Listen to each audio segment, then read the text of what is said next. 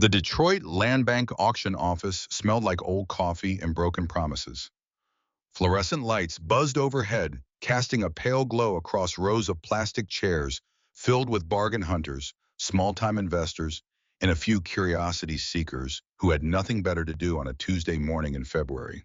Cole Briggs sat in the back row with his hands folded on his knees, a crease of dried motor oil along his right thumb that no amount of scrubbing ever fully removed. I was 52 years old, broad-shouldered with close-cropped gray hair, and a face that looked like it had been carved from something harder than stone. He wore a black thermal shirt under his leather, cut the Hells Angels patch faded but still present on his chest, though he hadn't ridden with the Michigan chapter in 3 years. 3 years since Danny Slater died on a gravel road outside Ypsilanti at 2 in the morning with 4 bullets in him and no one watching. Hawk, as everyone still called him, despite the distance he had placed between himself and the club, had come to Detroit with one goal: find a roof. Not a home, not a future, not a reason. Just 4 walls and a ceiling that belonged to him. He had been sleeping in a rented room above a dry cleaner on Graciette Avenue for 6 weeks, fixing motorcycles in a borrowed garage space for cash. It was honest work. It was quiet work. It was the kind of work a man did when he had run out of the kind of ambition that gets people killed. He had found the listing 3 days ago. The Ferraro Mansion at 1407 Belmont Street in Indian Village. A 3-story red brick Victorian on a quiet block that had once been the pride of old Detroit money. The property had been seized by the FBI in 1986, following the prosecution of Salvatore Ferraro, patriarch of the Ferraro crime family, on charges of racketeering, money laundering, and conspiracy. The case had consumed federal prosecutors for 4 years. It had produced 19 convictions and 1 highly publicized acquittal. Sal Ferraro himself had died in federal custody in 1991, and the mansion had been locked, listed, relisted, and ignored ever since.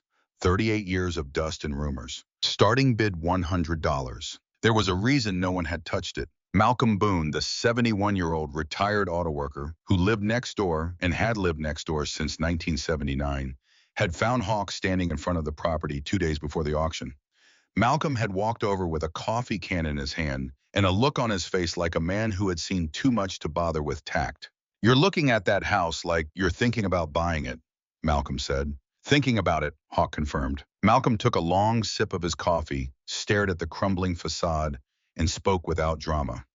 "That house swallows people. I've seen it happen twice in my lifetime. The Sorrento family sent 2 men in there in 1989 to strip the copper. One came out, the other just didn't." He paused. "And in 2003, a developer bought it off a different auction list, came to assess the property, called his wife at 4 in the afternoon, and was never heard from again." Another sip. "The police found his car parked in the driveway for 3 weeks before they finally went in. House was empty, no sign of him. They took the car, reopened the missing persons case, and the city took the property back." Hawk had looked at the old man steadily. "You still live next door?" Malcolm held the coffee can a little tighter. "I know better than to go inside." Back in the auction rooms, the clerk worked through the list, methodically calling each property in sequence. Hawk watched the bidding patterns, the way hands went up and came down, the way people calculated. When the clerk reached 1407 Belmont, she paused almost imperceptibly, the way a person does when they know the name of something that has a reputation. "Ferraro Mansion, 1407 Belmont Street, Indian Village. Assessed value pending remediation. Starting bid $100. The room went very quiet for a moment, then a low ripple of murmuring, a few short laughs, the kind people produce when they want to signal that they know something. A man in the 3rd row raised his hand. He was perhaps 35, wearing a well-cut charcoal suit and the kind of shoes that cost more than a week of Hawk's current income. His name, Hawk would later learn, was Preston Gallagher. He carried himself with the ease of a man who had never done anything without a lawyer present. 1,000, Gallagher said smoothly. The clerk looked down at her sheet. "Sir, I need to confirm. Are you bidding as an individual or as a representative of an entity?" Gallagher smiled like the question was a formality. "As a representative of Meridian Property Solutions." The clerk's expression did not change, but she shook her head. "Under Detroit Land Bank auction rules, corporate bids require pre-registration and a filed certificate of intent. That documentation was not submitted for this property. Corporate bids are not accepted today." Gallagher's smile thinned very slightly. That's an administrative error. We can resolve it. The rules are the rules, sir. The clerk looked back at the room. Individual bids only, $100 opening. Anyone. Hawk raised his paddle. I was the only one who did. The clerk marked it, stamped the form, and said his name like it was an obituary. Cole Briggs won $100. Going once. Going twice. She paused, seemed to consider saying something more, then didn't.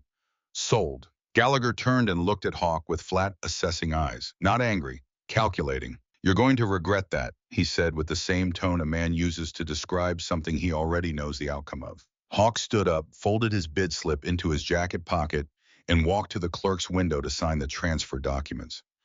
He didn't look back at Gallagher. He had seen that kind of man before, the kind who measured everything in leverage and patience, who never raised his voice because he didn't need to, the kind who had people to make noise for him. Outside, the February air was hard and clean. Hawk sat on his Harley for a minute, looking at the key the clerk had handed him in a small white envelope. An old brass key on a ring stamped with an evidence tag from 1986. He turned it over in his palm, then started the engine and rode east toward Indian Village. The drive through Indian Village always felt like riding through a memory of something that used to be beautiful. The neighborhood was a grid of broad tree-lined streets with Victorian and Tudor mansions set back behind stone walls and iron fences, most of them in various stages of decline. A few had been lovingly restored by new owners who saw the bones and believed in them. Most had simply aged into something between ruin and dignity. The Ferrero mansion stood at the far end of Belmont Street, where the block curved and the streetlights were spaced wider apart, leaving longer patches of shadow between them. Hawk parked the Harley at the end of the cracked stone path that led to the front entrance and stood for a moment without moving. The house was 3 stories of dark red brick, the mortar crumbling in long gray lines between the courses. The turret on the northeast corner had partially collapsed, leaving a ragged hole patched 40 years ago with plywood that had since rotted and fallen away. Both stone angels that flanked the entrance steps had lost their heads, the severed forms lying at their bases in the overgrown grass like fallen soldiers. The front door was a massive slab of oak gone black with water damage. White's brass fixtures green with oxidation. But the thing that stopped Hawk was the yard. Most abandoned properties accumulated debris over time. Wind-blown garbage, broken glass, accumulated leaf matter, the usual evidence of long neglect. This yard was different. The overgrown grass was thick and undisturbed along the fence line, but nearer the foundation, along the left side of the house. The grass was matted flat in a diagonal pattern, as if something heavy had been dragged or walked along it recently. The pattern was a few weeks old at most, soft from winter rain, but still visible to someone who knew how to read ground. Someone had been here recently. Not the city, not a surveyor, someone who had no reason to announce themselves. Hawk made note of it and pushed the front door open. The hinges screamed a long industrial sound that seemed designed to announce entry, as if the house itself served as its own alarm system. Inside, the smell hit him first. Wet plaster, rotted wood, the particular sweetness of old mold in a sealed space, and underneath it all, something sharper. The faint mineral odor of concrete dust recent. The living room was vast. The coffered ceiling, 15 feet above, still held most of its original plasterwork, though cracks ran in every direction like a roadmap of structural stress. A crystal chandelier hung at an angle from a single remaining chain, most of its drops missing or scattered across the mosaic tile floor below. Italian oil paintings in heavy gilt frames lined the walls, every canvas slashed diagonally from upper corner to lower corner with a single cut, as if someone had systematically erased every face in the house. Hawk stood in the middle of the room and turned slowly. A library to the left, bookshelves tilted and emptied volumes scattered across the floor in disordered piles. A dining room to the right, long table still set for a meal that was never finished. The tablecloth black with decay, the dishes still in place, the glasses fallen. A broad staircase at the far end of the living room, its banister carved from dark walnut, each newel post topped with a carved animal face, all of them staring at nothing. And under the staircase, nearly invisible in the dim light coming through the boarded windows, a door. Steel, gunmetal gray, nearly 2 meters tall and nearly as wide, set flush with the wall, and framed in poured concrete that had been added after the house's original construction. The lock was not a residential deadbolt. It was a heavy-gauge industrial mechanism, the kind used on cold storage facilities or evidence vaults, with a circular keyhole and a reinforced strike plate bolted through the door and into the concrete frame.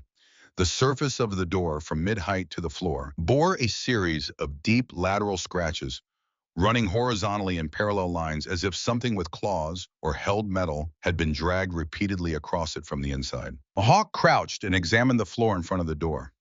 The dust was disturbed here, scuffed in an arc the way dust moves when a heavy door is opened and closed repeatedly. Someone had opened this door recently, not weeks ago, days. He stood, went to the dining room, and ate the sandwich he had brought in his jacket pocket. He drank water from the bottle in his bag. Then he spread his bedroll on the living room floor, away from the worst of the draft coming through the cracked windows, and he lay down with his boots still on and his folding knife in his right hand against his thigh, and he listened to the house. Old houses made noise. He knew the grammar of it.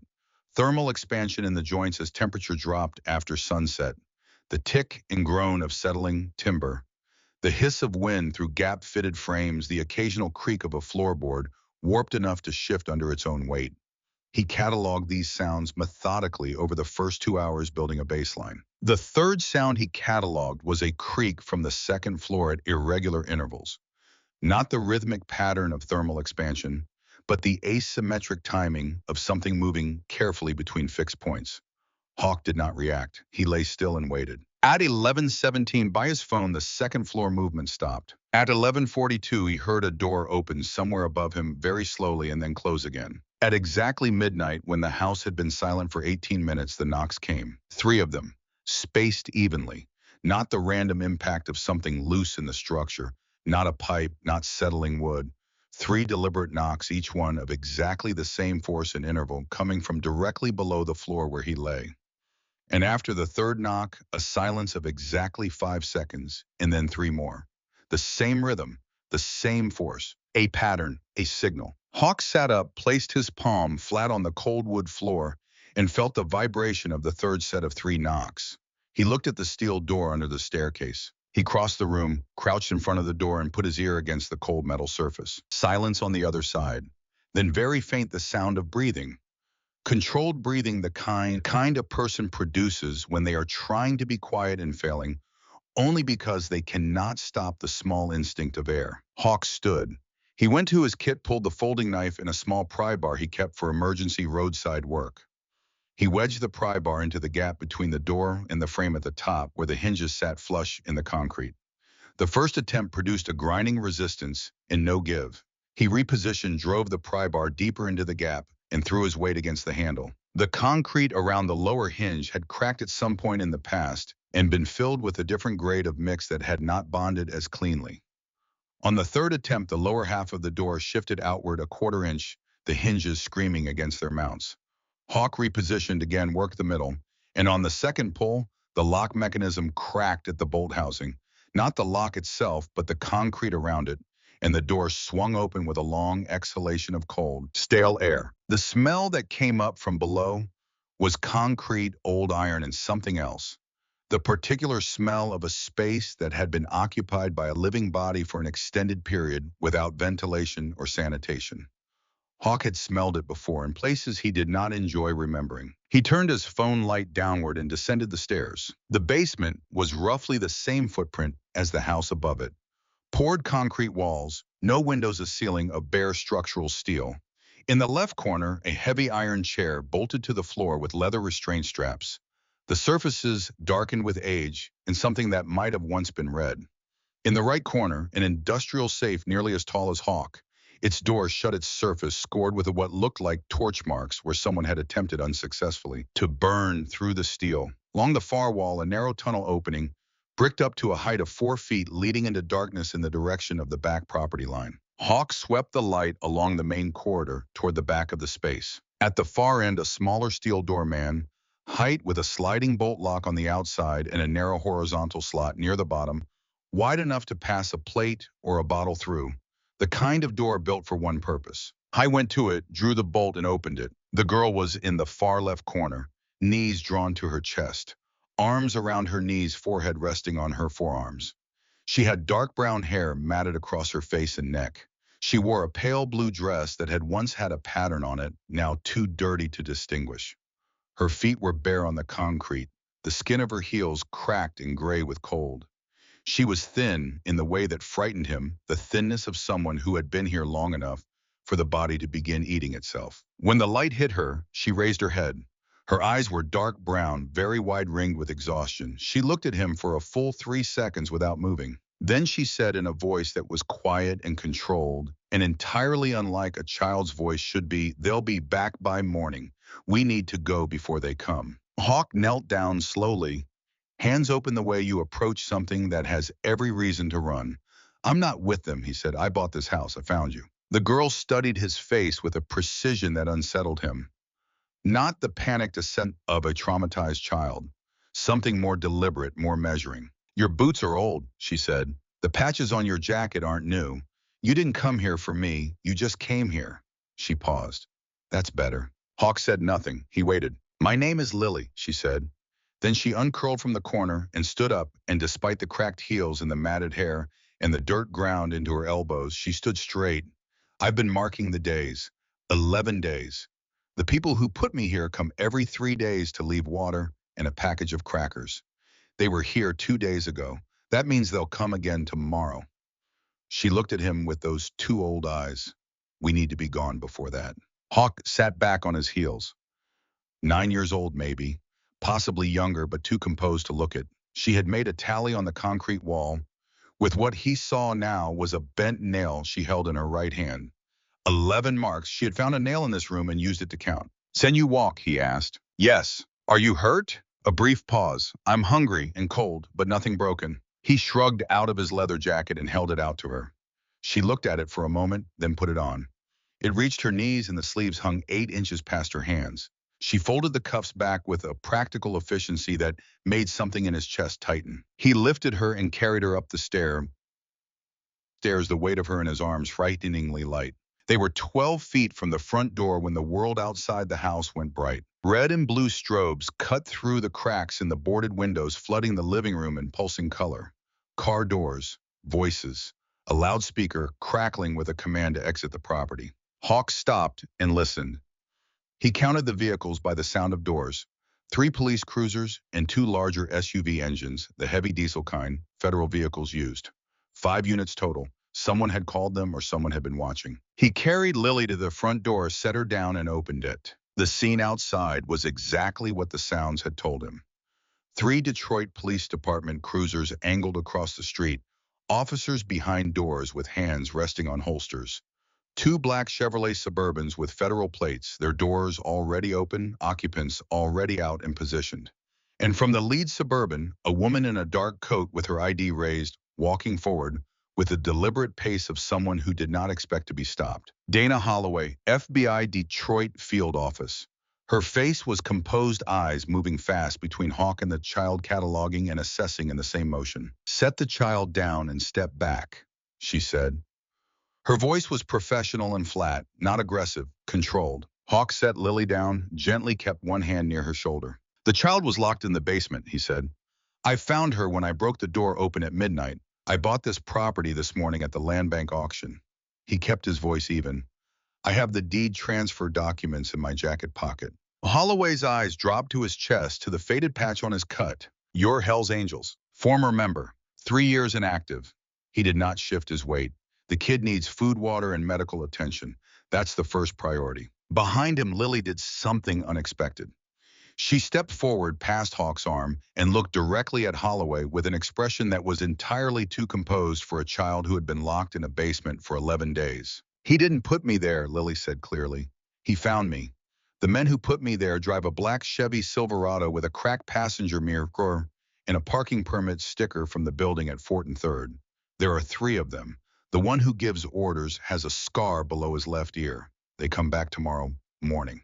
The silence that followed lasted long enough that Hawk heard a tree branch somewhere down the block creak in the wind. Holloway stared at the child for a full 4 seconds. Then she looked at Hawk. He opened his hands in a gesture of quiet confirmation. Holloway took a breath, glanced at the officer nearest to her, and spoke quietly. "Get EMS on standby and call juvenile services." Then to Hawk, "I need you to come with me for a statement." You're not under arrest. Come on, but I need you to cooperate. I'll cooperate, Hawk said. Lily grabbed his forearm with both hands, the nail she had been carrying still clutched in one small fist, the leather sleeve of his jacket bunched in the other. Don't let them separate us, she said, looking up at him with absolute certainty. I'll tell them everything, but I won't talk to them alone. Hawk looked down at her. Her face was dirty and gaunt, and her eyes were steady as stone. All right, he said. They took him anyway. Standard procedure, the officer explained with the apologetic efficiency of someone following a protocol they had not written. The child was a potential victim in a federal investigation. The property was a former federal asset. The adult accompanying her was an unverified party with a criminal record attached to an MC. Those were the facts of the situation, regardless of what the child said. Lily, when the juvenile services officer attempted to lead her to a separate vehicle, stopped walking, turned and looked directly at Holloway. If you separate us, she said quietly, I will not say another word to anyone. I will not give you the names. I will not give you the address. I will not help you. A pause. And they will come back tomorrow morning and find an empty house, and you will have nothing. Holloway stood still for a moment. Then she looked at the juvenile services officer and said, let her stay in visual range of Santoro until I say otherwise. The officer blinked. That's irregular. Any 9-year-old just gave me more actionable intelligence in 15 seconds than my field team has produced in 3 days, Holloway said. We're going to be flexible about irregular. Hawk was placed in the back of one of the Suburbans. Through the window, he could see Lily seated on the running board of the second vehicle, wrapped in a silver emergency blanket, eating from a granola bar a paramedic had handed her. She ate it in methodical bites, not gulping, not rushed, as if she had decided some time ago that panic was a waste of energy. Holloway slid into the seat across from Hawk. He handed her the land bank deed transfer documents from his jacket. She examined them, set them aside. Tell me exactly what happened from the moment you arrived at the property, she said. He told her. All of it.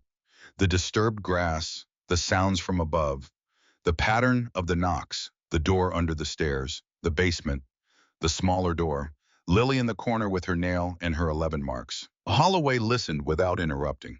She wrote nothing down, which told him she was recording. When he finished, she was quiet for a moment. The Ferraro investigation produced 19 convictions, she said. The mansion was sealed in 1986. The Bureau has conducted 4 separate surveys of the property since then, most recently in 2019, looking for evidence related to a civil forfeiture case. She looked at him with something that was not quite suspicion, but had not quite moved past it. No one found any indication of a habitable lower space. The smaller door is behind a wall at the back of the main basement, Hawk said. It's set in a recess that reads as a dead end unless you walk the full length of the corridor. The surveys may not have gone that far. Holloway absorbed this. How long has the girl been there? 11 days by her count. She seems reliable. A pause. She seems a great deal of things. Yeah, Hawk said, she does. Holloway looked out the window at the house for a moment. In the cold pre-dawn light, the Ferraro mansion looked like it always had, dark and patient and full of things that hadn't finished happening yet. You're free to go, she said. Temporarily. Don't leave Detroit. I'll want to speak with you again. She looked back at him. What are your intentions regarding the property? Hawk thought about this for a moment. I bought it, he said. I'm going to sleep in it. Holloway looked at him for 3 seconds longer than the question required. Then she opened the door. Outside, the February morning had gone from black to gray, the sky the color of old pewter, the wind carrying the promise of snow. Hawk walked toward the second Suburban, and Lily, seeing him coming, slid off the running board and crossed the distance between them with the silver blanket still around her shoulders. She stopped in front of him and looked up. Did they believe you? She asked. Enough, he said. For now. She nodded, considering. The man with the scar under his ear, she said. His name is Ferretti. He works for someone else. He was careful never to use that person's name in front of me. She looked at him with those measuring eyes. But he used it once on the phone when he thought I was asleep. She tilted her head slightly. Dante, he said Dante needs confirmation before next step. Hawk went still. Lily watched his face. That means something to you. It did. The Ferraro family had a grandson. Sal Ferraro's daughter had married and her son raised off the radar after the 1986 prosecution had spent 30 years rebuilding what his grandfather had lost. His name was Dante Ferraro. He was 45 years old. He had 3 arrests and 0 convictions. He had never been charged with anything more serious than a weapons violation in 2008 that had been dismissed on a technicality. He was the reason the FBI's forfeiture case in 2018 stalled. He was meticulous, patient, and by every law enforcement account, Hawk had ever heard extremely dangerous. And also, according to the one federal agent Hawk had spoken to 3 years ago, in the course of a conversation he had never expected to have had a long memory. Does it? Lily asked again. Yeah, Hawk said. She looked at him for a moment longer. Then she said something that he would think about for a long time afterward. I knew someone was going to come, she said. I made the knocks because I heard you come in. I didn't know who you were, but I knew you weren't them. The way you moved. You didn't walk like someone who owns a secret. She paused. I've gotten good at knowing the difference. The first snow of the morning began to fall thin and unhurried, settling on the cracked stone path between the Ferraro mansion and the street where the FBI vehicles sat with their engines running. Hawk looked at the house, then at the girl. We need to talk about what comes next, he said. Yes, Lily said, we do. The EMS team finished their evaluation. Lily had mild dehydration, weight loss, consistent with insufficient nutrition over 1 to 2 weeks, and bruising on her right wrist and both ankles consistent with restraint. No fractures, no internal injuries. The paramedic, a young woman with a no-nonsense manner that Lily seemed to respond to, said she needed a proper meal, warm sleep, and a physician follow-up within 48 hours. Holloway arranged temporary placement with a licensed emergency foster provider. On the east side, a woman named Carol Dixon, who had been a foster parent for 16 years and had the careful, unhurried manner of someone who had learned not to make promises, but always to show up. Lily looked at Carol Dixon the way she looked at everything, with that still measuring assessment. Then she looked at Hawk. You'll be here in the morning, she said. It was not quite a question. I'll be here, Hawk said. Lily looked at Carol Dixon again, seemed to arrive at some internal calculation, and nodded once. She walked to the woman's vehicle without being guided. Hawk watched the car go. Holloway appeared beside him. She gave us the plate number for the Silverado from memory, Holloway said. Also the model year, also the parking structure at Fort and Third, which we've already confirmed is connected to a shell company with Ferraro family ties. She looked at him sideways. She's been locked in a room for 11 days. No phone, no paper. She committed that information to memory and held it until she could use it. 9 years old, Hawk said. Yes, Holloway agreed. Then after a pause, how did you know to come to this house? I didn't know anything, he said. I needed a roof. Holloway looked at him for a moment, then walked back toward the Suburbans without another word. Hawk stood in the snow in front of the Ferraro mansion until the last federal vehicle pulled away. Then he went back inside. He walked the ground floor in the thin morning light, retracing his path from the night before. He stood in the library looking at the tilted bookshelves and the scattered volumes, the charred corners of the books nearest the west wall. He noticed what he had not noticed in the dark. One of the bookshelves, the tallest one against the north wall, sat slightly forward of its neighbors. Not much, a quarter inch at the base, just enough for a gap between the shelf bottom and the wall behind it. Hawk pressed his hand against the shelf and pushed. It shifted, not locked in, just resting. He pulled it forward on its base enough to see the wall behind. The brickwork there was different from the rest of the library. Same era, same color, but the mortar courses were newer, the joints tighter. Someone had re-bricked this section after the original construction. In the upper left corner of the brick section, one brick sat slightly proud of its neighbors, the mortar around it not quite flush. Hawk worked it free with the blade of his pry bar. Behind it, a hollow space roughly the size of a shoebox. Inside, wrapped in oilcloth that had gone brown with age, was a leather notebook tied with a thin cord. The leather was dark with decades of handling at the edges, as if it had been carried and held many times before being placed here. The initials pressed into the front cover in a neat, careful hand were IV. He carried it to the window where the light was better and opened it. The handwriting was small and precise. The ink faded to a pale brown, the paper thin enough to show shadows of the lines from the pages below. The first entry was dated September 3rd, 1984. My name is Isabella Vance. I am the youngest daughter of Salvatore Ferraro. I have kept this record because I believe someone will need it. I have begun to understand what happens in this house, and I have begun to understand that I cannot stop it alone. And I have begun to understand that if I am found to be writing this, my life is in immediate danger. But I am writing it anyway, because some things need to be witnessed, even when the witness cannot speak. Hawk sat down on the library floor. the February light falling gray and thin through the cracked window above him, and he read. Isabella's diary was not a confessional. It was an inventory. She had written it with the precision of someone who understood that emotion was not the point, that evidence was the point, that if she recorded only feelings, no one would be able to act on what she left behind. So she recorded names, dates, vehicle descriptions, the movement of people through the house, the times and durations of what she called the sessions in the basement room, the number of children she had seen enter the house through the kitchen entrance, and the number she had seen leave, and the arithmetic between those two figures that she never wrote directly but left as a gap so plain it could not be misread. The entries spanned 2 years from September 1984 to July 1986, 6 weeks before the FBI raid. In that time, Isabella had documented 19 children brought to the house by men. She named 12 of them moved again within days to destinations she could not follow. 4 she believed had been released through channels she described as arrangements she could not prove the nature of, and 3 who had simply stopped appearing in any subsequent entry. Their names followed only by a date and a blank space she left deliberately, as if refusing to fill it was a way of refusing to accept what the blank meant. On the third to last page, the handwriting changed. The letters became slightly larger, the spacing between words less, even the signs of someone writing quickly or under physical stress. There is one child remaining in the house as of this writing, a girl approximately 2 years old. Her documentation uses the name Ferraro in the designation column of my father's ledger, which means my father has decided she will not be moved. This is different from all the others. This is not a transaction. This is an intention. He means to use her as a foundation for something that cannot be undone by prosecution, by seizure, by imprisonment. A bloodline claim. A child who carries the name and can be produced when the time is right to legitimize everything that follows. I have taken her out of the house. I have placed her with a woman I trust.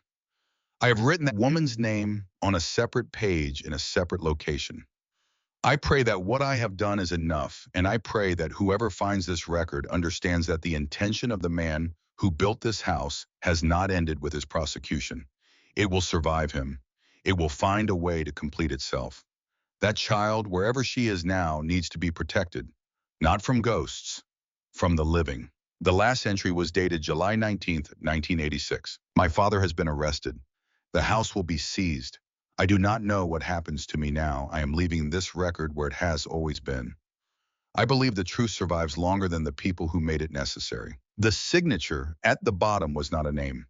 It was a phrase written in the same careful hand as the rest of the diary, but with a deliberateness that made it read like something spoken aloud. We are not our family's crimes. Hawk closed the notebook and held it in both hands for a long time. Then he took out his phone and called Holloway. She picked up on the second ring. I found something in the house, Hawk said. You need to see it in person. Holloway arrived within 40 minutes.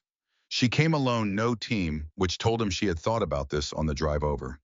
She stood in the library doorway while Hawk walked her through the bookshelf, the bricked section, the hollow, and then handed her the notebook in its oilcloth wrapping. She read it at the library table, standing the same way Hawk had not sitting, because sitting took longer, and she was already doing the math. She set it down and looked at him. You understand what this means, she said. The child in the diary, the one Isabella removed, she would be about 40 years old now. He paused.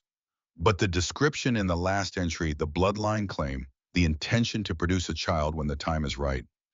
Isabella, about a 2-year-old girl. That was 1986. He looked at her steadily.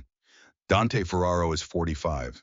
He's not the child from the diary, but he's been looking for her for a long time, looking for whoever Isabella hid. Holloway's jaw tightened slightly. Lily, she said. Lily was locked in this basement for 11 days, Hawk said. Someone brought her here, someone who believed they had found the right person. He paused. Or the right child of the right person. She's 9, Holloway said, which would make her mother approximately 28 to 30 years old. He looked at the notebook, which would make her mother approximately the right age to be the child Isabella hid. The room was very quiet. Dante isn't trying to bring Lily home as family, Hawk said. He's trying to establish a legal heir to the frozen Ferraro estate, the forfeiture case from 2019. If he can produce a documented Ferraro bloodline descendant and prove the seizure violated inheritance law, he can litigate the asset freeze. He's not sentimental. He's practical. Lily is worth $47 million to him, if his lawyers can establish the claim. Holloway looked at the notebook for another moment, then looked at Hawk with an expression he could not entirely read. How do you know the figure is 47 million, she asked. Because it was in the federal forfeiture documentation that became public record when the 2019 case was filed, Hawk said. And because 3 years ago, an FBI agent named Gerald Weaver told me that the reason a Hells Angels brother of mine named Danny Slater was killed on a road outside Ypsilanti was connected to a Ferraro family intermediary who believed Danny had information about the forfeiture case. He met her eyes. Your office knows that case. You know Danny's name. Holloway was very still. I looked up your record when we brought you in last night, she said carefully. Then you know I left the Michigan chapter 3 years ago, Hawk said. Right after Danny died, he looked at her without anger. I want to know who gave Dante the information that got Danny killed. That's the other reason I'm sitting in this house. Holloway did not look away. That investigation is ongoing, she said. I know, Hawk said. I'm not asking you to compromise it. I'm telling you that if Dante Ferraro wants Lily badly enough to put her in this basement, he has people willing to help him, people who have been helping him for a long time. He picked up Isabella's diary and held it out to her. And I'm telling you that this diary is the beginning of a chain of evidence that might tell you who those people are. Holloway took the notebook. She held it for a moment, then secured it in an evidence bag she produced from inside her coat. You should have left this for the forensics team, she said. I know, Hawk said. She looked at him for a long time. I'll be in touch, she said. Do not do anything that would require me to come back here in a law enforcement capacity. I'll do my best, Hawk said. She left. Hawk stood alone in the library for a while. The February light had shifted the sun at a low angle, now casting long shadows through the cracked plaster walls. He walked to the window and looked out at the street, at the impression his boots had left in the thin snow on the walk outside. I thought about Danny Slater. Danny had been road captain before Hawk. He had passed the role to Hawk in 2017 with a ceremony that involved 2 bottles of whiskey and a handshake that lasted longer than a handshake needed to, the way a man grips a hand when he is saying something he doesn't know how to say out loud. Danny had been 56 and starting to feel his knees on cold mornings, and he had been looking in the way older members of the club sometimes did for a different kind of purpose. He had found it in the form of a source inside the Ferraro organization who claimed to have documentation connecting the post-prosecution Ferraro network to a trafficking operation that had never been fully unwound. He had spent 8 months pursuing it carefully. He had told Hawk pieces of it over 2 separate conversations, enough for Hawk to know the outline, but not enough for Hawk to know the details. And then on a March night in Triwan, someone had run Danny off a county road outside Ypsilanti and shot him 4 times while his bike was still on its side and he was still moving. The shooter was never identified. The case was technically open. The FBI agent Weaver had come to see Hawk 6 weeks after the funeral, not officially, which meant he had come on his own because he knew something he could not say through proper channels. He had been careful. He had said that Danny's investigation had crossed a wire, that someone inside a connected organization had learned of it and communicated it upward, and that the person who had made the decision was someone currently protected by the ongoing forfeiture case. He had said one thing that Hawk had not understood until now. Han had said that the center of everything was the house. Hawk turned away from the window. He walked to the main hall, stood at the foot of the staircase, and looked at the steel door he had broken open the night before. It hung open now, the light from his phone casting a pale rectangle down the stairs. I went down. He walked the basement's full length, not looking for anything specific, just walking the space way he had walked hundreds of contested spaces before letting his eyes find what they found. He walked the main corridor. He walked the secondary passage that ran parallel to it, behind what had once been a storage wall now partially collapsed. He examined the industrial safe from 3 sides, noting the torch scoring and the absence of any successful entry point. He walked to the tunnel at the back wall and crouched in the opening, shining his light down the passage. The tunnel was roughly square, brick-lined, approximately 4 feet high and 3 feet wide. It ran level for perhaps 20 meters, then showed a slight upward grade. The floor was concrete dry despite decades of disuse. Along the left wall at regular intervals, shallow niches had been built into the brickwork, each one roughly the size and depth of a coffee can. Most were empty. In the 4th niche, Hawk found a small metal box sealed with a wax closure. Inside the box was a folded sheet of paper, typed bearing a date in up and a letterhead that said Ferraro Family Trust, internal correspondence. It was a list of names and a list of numbers and a list of locations. 16 entries total, each line connecting a name to a location to a number that Hawk believed by the format were routing codes of some kind, financial routing. The list was a paper trail for money that had been moved through the Ferraro organization's legitimate business fronts. He recognized two names on the list. Bonin was a Detroit attorney who was still in practice. He had represented the city council on two separate matters in the past 5 years. His name had appeared in local news as recently as last fall. The other was a name he had heard 3 weeks ago in a context that should have been entirely unrelated. The context was the land bank auction, the man who had bid against him for the Ferraro mansion, the man in the charcoal suit with the shoes that cost too much. Preston Gallagher. Hawk stood in the tunnel, the cold air of the underground space settling around him, the weight of what was forming in his mind, arriving not with drama, but with the particular quiet clarity that comes when scattered pieces finally show you the picture they have been making all along. Gallagher had not been at that auction by accident. He had not been bidding on behalf of a real estate group.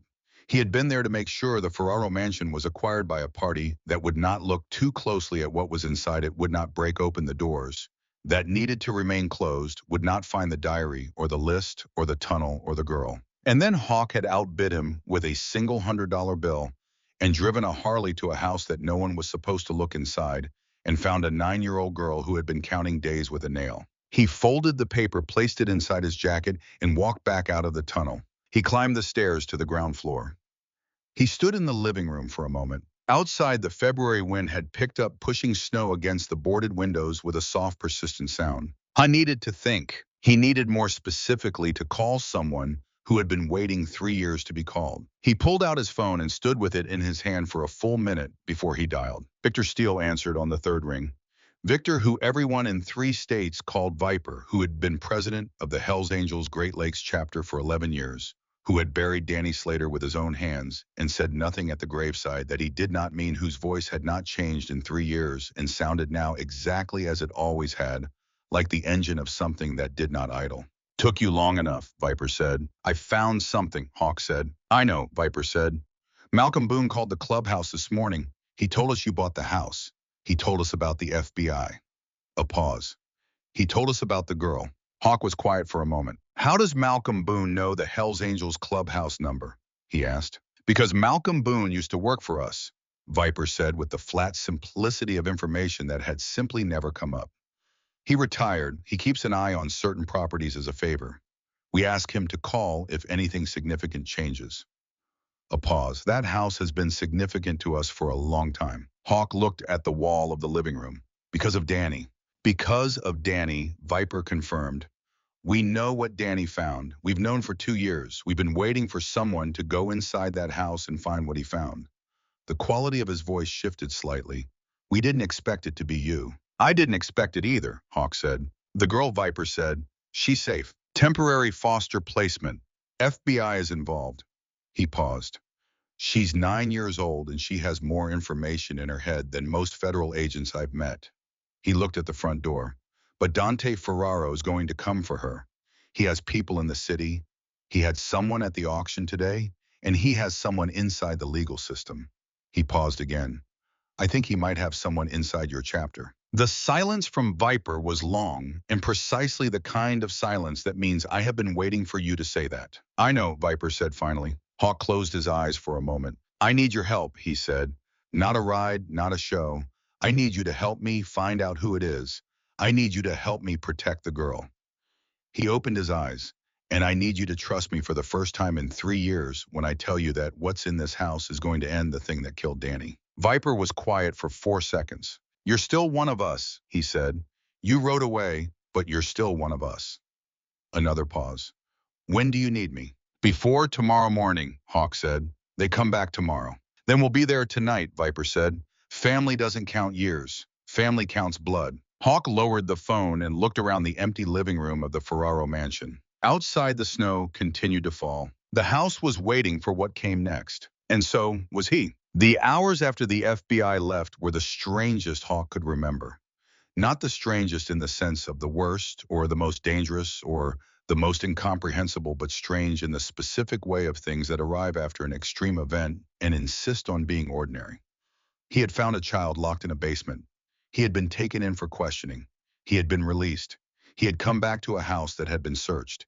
He had found a diary. I had called Victor Steele for the first time in 3 years, and now it was evening and the house was quiet, and the only sound was the wind and the fire he had built, and the facts of the day were settling around him the way facts did not, all at once but in sequence, each one arriving and requiring him to hold it separately before it could be absorbed alongside the others. I thought about Lily, not about her circumstances, which he had been thinking about for hours already, but about her specifically, about the particular way she had stood in the cold outside the Ferraro mansion and given the FBI the plate number and the location detail and the name Ferretti, and about the way her voice had been steady when she did it, the steadiness not of someone who was not afraid, but of someone who had decided that fear was a resource to be managed rather than an experience to be surrendered to. He had met adults who could not do that. He had met combat veterans who had lost that capacity under sustained pressure. He had never met a child who seemed to have arrived at it naturally. I thought about what she had said. I knew someone was going to come. I made the knocks because I heard you come in. I didn't know who you were, but I knew you weren't them. He turned this over in his mind for a long time. She had been locked in a room for 11 days. She had found a nail and used it to count. She had used the one working phone she could locate to record a conversation. She had held the information she gathered and delivered it to the person she decided she could trust at the moment. She decided she could trust them, which was not the moment of her rescue, not the moment of maximum vulnerability, but the moment in the cold outside the house when she had looked at his face and made a calculation. 9 years old. He fed the fire and watched the flames and thought about Danny Slater, who had been a reader, who had kept 3 shelves of books in the clubhouse room he used as an office history and biography, and the occasional novel he recommended to no one but left visible on the corner of his desk in case someone noticed. Danny had said once that the difference between people who survived hard things and people who didn't was not toughness, not strength, not experience, but the ability to keep asking the next question, to not get stuck on what had happened and keep moving toward what happened next. Lily was asking the next question constantly. She had been asking it for 11 days in a concrete room. I thought he understood for the first time in 3 years why he had come to Detroit. Not for a roof, not for quiet, not for the anonymity of a city that did not know him. He had come because the next question was here. He had not known it until he opened a door and heard a child's controlled breathing on the other side of it. But now he knew. He sat by the fire until the wood burned to coals and the room went dark and cold around him, and then he rolled out his bedroll and lay down in the dark and with his boots still on and his knife in his hand, and he slept the way he had not slept in 3 years, which was to say deeply and without dreaming of gravel roads. The night came in hard from the lake, the temperature dropping 12 degrees in 2 hours the way it did in Detroit in February. The kind of cold that made metal contract and old houses speak in low structural voices. Hawk built a fire in the living room fireplace, using wood he found stacked in the kitchen passage dry enough to catch well despite its age. He sat in front of it on the floor with his back against the wall and thought about Preston Gallagher. He had looked Gallagher up on his phone after the call with Viper. Preston Gallagher, 41 licensed Michigan attorney, a junior partner at a mid-sized firm called Reinhardt and Collum with offices on Woodward. His listed practice areas were commercial real estate and estate litigation. His firm had represented Meridian Property Solutions in 2 previous Detroit land bank acquisitions in the past 4 years, both in Indian Village, both of them former assets with complicated histories. Both Hawk noted within 3 blocks of 1407 Belmont. Gallagher had been building a perimeter, acquiring properties around the Ferraro mansion systematically, slowly, legally. The kind of patient legal encirclement that could eventually be used to argue community interest in the development of the remaining unseized asset, to create pressure on the land bank to transfer the property through a process that bypassed public auction, to establish a chain of client interest that a judge might look at and see legitimate real estate investment rather than the very careful reconstruction of a crime family's territorial claim. Danny had found this. Danny had spent 8 months chasing it, and someone had told Dante Ferraro that Danny was getting close, and Dante had made a decision. Hawk fed another piece of wood into the fire and watched the flame take it. At 9 in the evening, his phone showed a text from a number he did not recognize, which turned out to be Malcolm Boone using a different phone because his primary had stopped holding a charge in winter. 3 vehicles, end of the block parked dark. One of them been there since 6. Hawk put the phone in his pocket and went to the library window, staying back from the glass, and looked down the street. In the cone of the far street light, he could see the rear end of a dark SUV parked against the curb with its lights off. He looked for the other two, but the street curved at the far end, and he couldn't see them from this angle. They were not Ferraro's people. Or if they were behaving exactly like federal surveillance, which they likely knew would be operating in the area. I went back to the fire. At 10:47, Malcolm knocked on the front door with a particular pattern that Hawk recognized from the night's text. 3 knocks and a pause, and 2 more, a code Malcolm had apparently established for himself at some point. Hawk let him in. Malcolm came in with his coat buttoned to the collar and a covered dish he set on the library table without explanation. Under the cover was a bowl of beef stew that was still warm enough to steam. "You don't have to do that," Hawk said. "I know, but I'm gonna hide your shit in him," Malcolm said. He sat in the library's one intact chair and looked around at the room with the expression of a man visiting a place he has not been in a long time. "I've been inside this house twice in my life. Once in 1987 when the city came to do an assessment and they needed someone who knew the neighborhood to walk the perimeter with them. Once in 2003 when that developer went missing and the police asked the neighbors to confirm whether anyone had seen anything." He looked at the cracked plaster of the ceiling. "Both times I stood in this room and felt like the house was deciding something about me." Hawk ate the stew. It was good. The kind of food made by someone who had been cooking a long time and had stopped measuring anything. "The vehicles at the end of the block," Hawk said. "You know who they are?" Malcolm looked at him. "I've seen the 2 on the north end before. About 8 months ago. They sat out there for 3 days and then left." He paused. 2 weeks before the Ferraro forfeiture case got dismissed. Hawk set the bowl down. "Dismissed," he said. "July of last year," Malcolm said. "Big thing in the local paper. The legal argument was that the original seizure had been improperly executed under Fourth Amendment grounds." A judge agreed. He looked at Hawk steadily. "The dismissal meant the asset freeze on the Ferraro estate was technically suspended pending refiling." Another pause. "No one has refiled." Hawk sat with this for a moment. "The dismissal freed up the freeze," he said slowly. "But to liquidate frozen assets, you need a recognized claimant, a legal heir, someone whose claim survives the original criminal conviction." He looked at Malcolm. "That's why Dante needs Lily, not symbolism, not family feeling, legal standing. Without a recognized Ferraro heir presenting a formal claim, the unfrozen assets revert to the state anyway." Malcolm nodded slowly. $47 million, he said. $47 million, Hawk confirmed. Malcolm stood up, picked up the empty bowl, and held it for a moment. "The FBI knows all of this," he said. It was not quite a question. "Holloway knows the diary," Hawk said. "She knows the structure of the claim. Whether she's had time to connect the dismissal to the timeline, I can't say." He looked at the fire. "But Dante has been doing this for 3 years. He's had time to build the legal architecture. What he's been missing is Lily." "So he found her," Malcolm said. "Someone found her," Hawk said. He thought of the list in his jacket with Preston Gallagher's name in the second column. Someone who had reasons of their own to want this to move forward. Someone who was paid or who owed a favor or who was afraid of what refusing would cost them. He looked at Malcolm.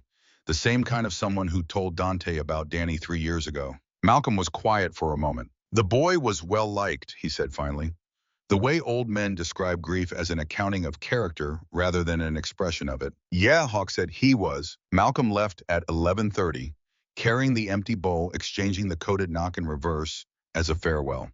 Hawk sat with the dying fire for another hour, then went through the house once more in the dark, moving from room to room without a light, orienting himself by memory, and the occasional line of snow-reflected glow from the windows. He moved everything that mattered to him into the basement safe room he had found behind the wine rack in the cellar, a space the FBI surveys had apparently missed because it was accessible only through a secondary passage that began behind a false wall panel in the pantry off the kitchen.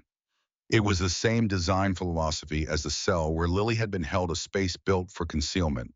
But where Lily's room had been built for captivity, this one had been built for witness protection. The vintage equipment inside the folding cots, the water storage, the communications board bore the unmistakable style of late 70s federal installation. Isabella's diary had mentioned it in a single line. The government people built a room for their own safety, which tells you something about what they were afraid of. At 2 in the morning, Hawk heard vehicles, not the careful, patient parking of surveillance, the purposeful sound of multiple engines approaching in formation. He went to the kitchen window and looked through the gap in the boards. 4 vehicles, a black Silverado with a cracked passenger mirror, 2 black Tahoes without visible plates, and behind them slower a Mercedes S-Class with tinted windows, the kind of vehicle that communicates a particular message about the relationship between the man inside and the people he sends ahead. 8 men came out of the first 3 vehicles. They did not knock. Hawk was already moving when the front door came open, the old oak finally giving way under a kick that would have strained the hinges of anything sturdier. He was in the back pantry passage when they entered the main hall, their footsteps loud on the mosaic floor, their voices kept low and professional. Not the sounds of men acting randomly, but of men following a sequence they had rehearsed. He heard them clear the living room, heard them move toward the library, heard one of them say in a low voice with a slight Italian cadence, the kind of accent that comes from someone who learned English second and speaks it well but not perfectly, that the subject was not in the main floor rooms and they should split to secondary. Hawk had one advantage. He knew this house and they did not. He slipped back through the pantry passage to the kitchen, through the kitchen to the side entrance, and out onto the narrow side yard between the Ferraro mansion and the property next door. The snow was deeper here, compressed against the foundation by the wind pattern off the side street. He moved along the wall to the corner, stopped at the edge, and looked around. The Mercedes was still parked in the street, engine running. The driver's window was down a few inches. Through the steam of the exhaust and the cold air, Hawk could see the pale light of a phone screen inside the passenger compartment. Dante Ferraro, if it was him, had not come inside. He was waiting. Hawk counted the men he could account for. 8 had gone in. He had seen no one posted at the rear, which was either a tactical decision based on the assumption that the tunnel was no longer usable or a significant oversight. He moved to the back corner of the house and looked at the rear yard. No posted men. The tunnel exit, obscured by 30 years of overgrowth, was invisible to anyone who did not know to look for it. I went back inside through the kitchen entrance, which the entering team had not secured from the inside, and moved through the dark ground floor, using the sounds of their search to track their positions. 2 men in the library, 2 on the stairs, 1 at the steel basement door, which they would find already broken, 1 in the dining room. 7 of 8 accounted for. The 8th appeared from the far end of the side hall, where the door from the kitchen passage opened into the main hall at the same moment Hawk was passing through it from the opposite direction. They were 4 feet apart in the dark. The man reached for his jacket. Hawk was already inside his reach, his left hand closing on the man's jacket collar, his right driving a controlled strike to the solar plexus that folded him forward without a sound, and a second strike to the back of the neck that put him on the floor. He dragged him into the pantry passage and closed the door. He moved fast now. The rest of the team would check in with the 8th man within minutes. I made it to the stairs before the man at the steel basement door heard something and turned. This one was bigger, with the squared posture of someone trained to take hits and keep moving. Hawk came from his left side, used the banister railing as a lever point to redirect his own momentum, and drove his elbow into the man's jaw with everything he had. The impact rattled his own arm up to the shoulder. The man went sideways into the plaster wall, left a dent, and slid to the floor. 2 men on the stairs turned. Hawk was already running. The kitchen, made the pantry passage, made the back of the house, and was through the tunnel access and 20 meters into the concrete darkness before he heard the first shout from inside the house above. While ran the tunnel at a crouch, the cold air hitting his face, the darkness total except for the thin phone light he held angled down to watch his footing. He came out the far end behind the overgrowth, straightened up, and ran the 40 yards to the tree line at the back of the property, hitting the edge of the woods and going into the shadow of the first stand of pines before he stopped and turned. Through the gap in the overgrowth, he could see lights moving inside the house visible through the ground floor windows. He could hear faintly voices being raised in the direction of the unconscious men he had left behind. He had perhaps 10 minutes before the organized response. He pulled out his phone and sent 2 messages. The first to Viper in the woods behind the property coming out east on Henderson, need pickup now. The second to Holloway Ferraro team at the house. 8+, black Silverado cracked passenger mirror, 2 black Tahoes no plates, Mercedes S-Class unknown plates. Rear yard clear tunnel entry compromised. Then he moved east through the trees. Viper's response came before he reached Henderson, 2 bikes on Henderson and 4. The compression of urgency into a small number of words was a language Hawk had spoken his whole adult life. He understood it completely. He reached Henderson Street in 3 minutes and stood at the edge of the tree line. The street was quiet, a residential block of smaller houses that backed up against the Indian Village properties, their windows dark at 2 in the morning. He stood in the shadow of the trees and waited. He heard the bikes before he saw them. 2 Harleys running without their lights in the dark, slow and quiet, a remarkable discipline for machines with that much displacement. They rolled to the curb and stopped. He recognized both riders before either of them spoke. Terry Briggs, no relation but a Michigan chapter member. Hawk had ridden beside for 7 years, a compact man with a calm that read as indifference until you understood it as deep self-possession.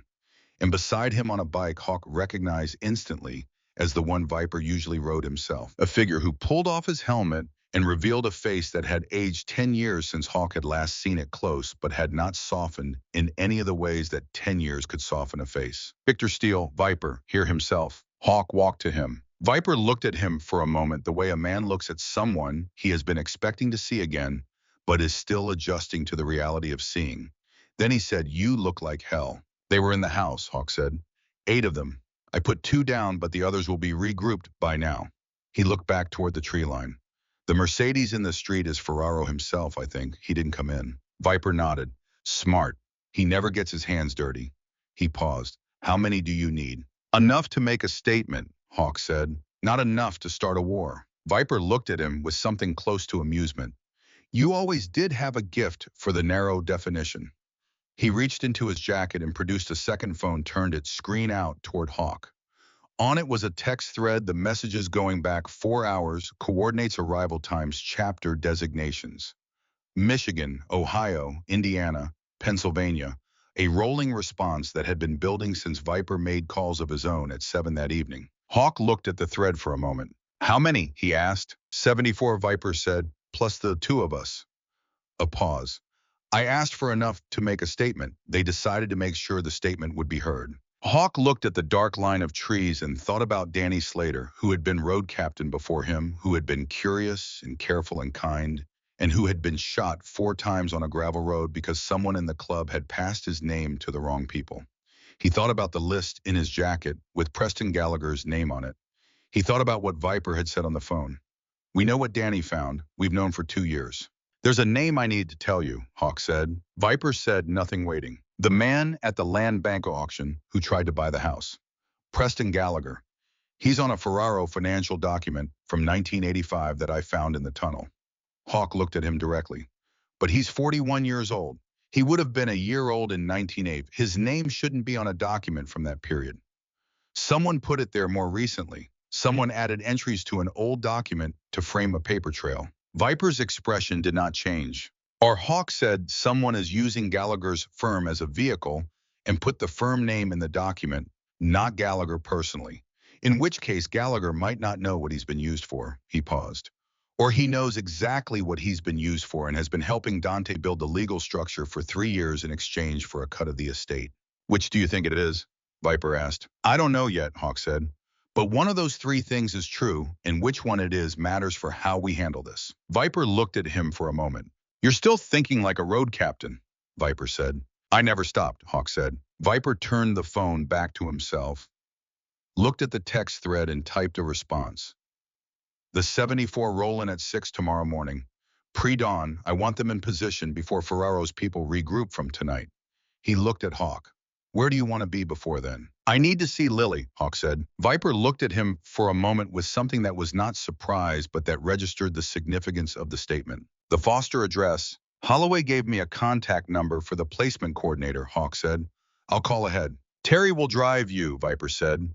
"I'll stay on the property and watch the rear." Hawk nodded. He turned and started for the bike, then stopped.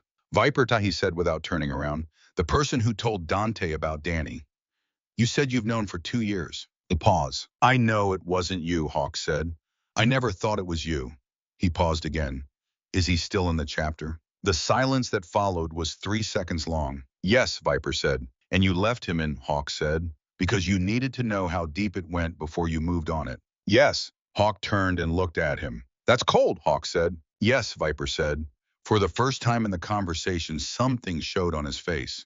Something that was not comfortable or proud. It was necessary, and it was cold, and I've carried it. He looked back. His name is Galvin Pierce. He's been with the chapter 6 years. He was introduced through a Michigan attorney connection that I now believe was Gallagher. He paused. I wanted the chain complete before I acted. I needed to know who was at the top of it. Dante, Hawk said. Dante Viper confirmed. Hawk exhaled slowly in the frozen air, the breath visible for a moment then gone. Tomorrow then, he said. Tomorrow, Viper agreed. Carol Dixon answered on the second ring, calm in the way that experienced foster parents learn to be calm when their phone rang in the middle of the night, which was to say not perfectly, not without a slight edge of alertness, but without panic. She put Lily on, no hesitation, which told him either that Lily had been awake or that Lily had told Carol Dixon to expect the call. You went back to the house, Lily said. Not an accusation, a statement. I needed to, Hawk said. Were they there? Yes. A pause. Are you hurt? No, he paused. I need to tell you something. Are you somewhere you can listen? I'm in the kitchen, she said. Carol made me hot chocolate. She's pretending she's not listening. He heard faintly in the background what might have been a small sound of acknowledgement from Carol Dixon. Good, Hawk said, because she should hear this too. He thought for a moment about how to say it, about what a 9-year-old needed to know and what she already knew, and how to calibrate the gap between them. He settled on what he had always settled on, the truth without ornament, the way Danny had always spoken to him. The man who had you put in that basement. His name is Dante Ferraro. He's the grandson of the man who built the house. He's not trying to take you because you're family to him. He's trying to take you because your existence gives him a legal right to claim a large sum of money that belongs to the state. You're worth $47 million to him on paper. The silence from Lily was brief. I know, she said. Hawk was quiet. My grandmother told me, Lily said. Before she died, she told me who I was and what it meant and why I needed to be careful. She said someone would come for me eventually because the money never really goes away. A pause. She said she hoped the person who came would be good. She said she wasn't sure they would be. Another pause, and then something in her voice changed, became quieter and more certain at the same time. She was right about the money, but she was wrong about the person. Hawk held the phone and said nothing for a moment. I found a diary, he said, written by a woman named Isabella Vance. She was your great-grandmother. She hid your grandmother from the family to protect her. He paused. She knew what the family was. She decided it stopped with her. The silence was longer this time. Is that true? Lily asked, very quietly. It's in her own words, Hawk said. It's in her handwriting. I held it. Another silence. I want to read it, Lily said. I know, he said. You will. He paused. Lily, tomorrow morning there are going to be a lot of bikers at that house, my people. They're coming to make sure Dante can't reach you. After that, the FBI will move on Dante and on the people who've been helping him. It's going to be loud and visible, and then it's going to be over. He paused. But I need to ask you something first. Okay, she said. The names you gave Holloway, the man with the scar, Ferretti.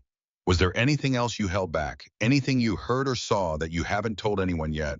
The pause was long enough that he wondered if he had miscalculated. Then Lily said, I have a recording. Hawk went very still. When they brought me to the room, she said with the steady tone of someone reporting an inventory, I found a phone in the back of the mattress. I think someone had it there before me and lost it or left it. The battery was almost dead. I used it once. I turned it on and I recorded. A pause. There were two men talking in the room outside the door. Not Ferretti, different men. One of them used the name Dante and talked about the legal filing date and about what would happen when the child was presented to the court. She paused. He also talked about the man who had been asking questions 3 years ago. He said the road captain problem had been resolved through Pierce. The cold of the night settled around Hawk in a way that had nothing to do with temperature. He used the name Pierce, Hawk said. Galvin Pierce, Lily confirmed. He used the full name. He said Pierce had been reliable and would be useful again when the time came. Another pause. I saved the recording. I hid the phone in my dress when they moved me. The FBI took everything when they examined me, but I told them there was a personal item in my right shoe that I wanted kept separate. They gave it to Carol. A pause. Carol doesn't know what it is. Carol Dixon in the background made a sound that was definitely deliberate this time. Lily, Hawk said. Yes, you are the most prepared 9-year-old I have ever encountered in my life. A silence. My grandmother said preparation is how you respect the people who come to help you, she said, because it means you trust them enough to give them something real. A pause. I'm giving you something real. Hawk closed his eyes for a moment. I'll be there at 5:30 in the morning, he said, to get the phone and to bring you to the house before the others arrive. I need Holloway to have that recording before it starts. Can you be ready, dear Sharm? I'm already ready, Lily said. He ended the call and stood in the cold air beside Terry's bike for a long moment. Terry looked at him without speaking, which was Terry's particular contribution to most situations. She had a recording, Hawk said. Terry absorbed this. How old is she? 9. Terry nodded slowly. Remind me not to underestimate 9-year-olds. They rode east in the dark, the Harley's engine low and steady through the empty February streets. The snow coming harder now, the road wet and silver in the headlight. Hawk sat behind Terry and thought about Isabella Vance writing in a diary that she believed might never be read, recording the truth because some things needed to be witnessed, even when the witness cannot speak. And he thought about Lily hiding a phone in her dress and counting 11 marks on a wall with a nail. And he thought about the particular stubbornness of people who refuse to accept that darkness is the end of things. I thought about Danny Slater, who had been curious and careful and kind. I thought about what tomorrow would look like. At 5:15, he stood at Carol Dixon's door.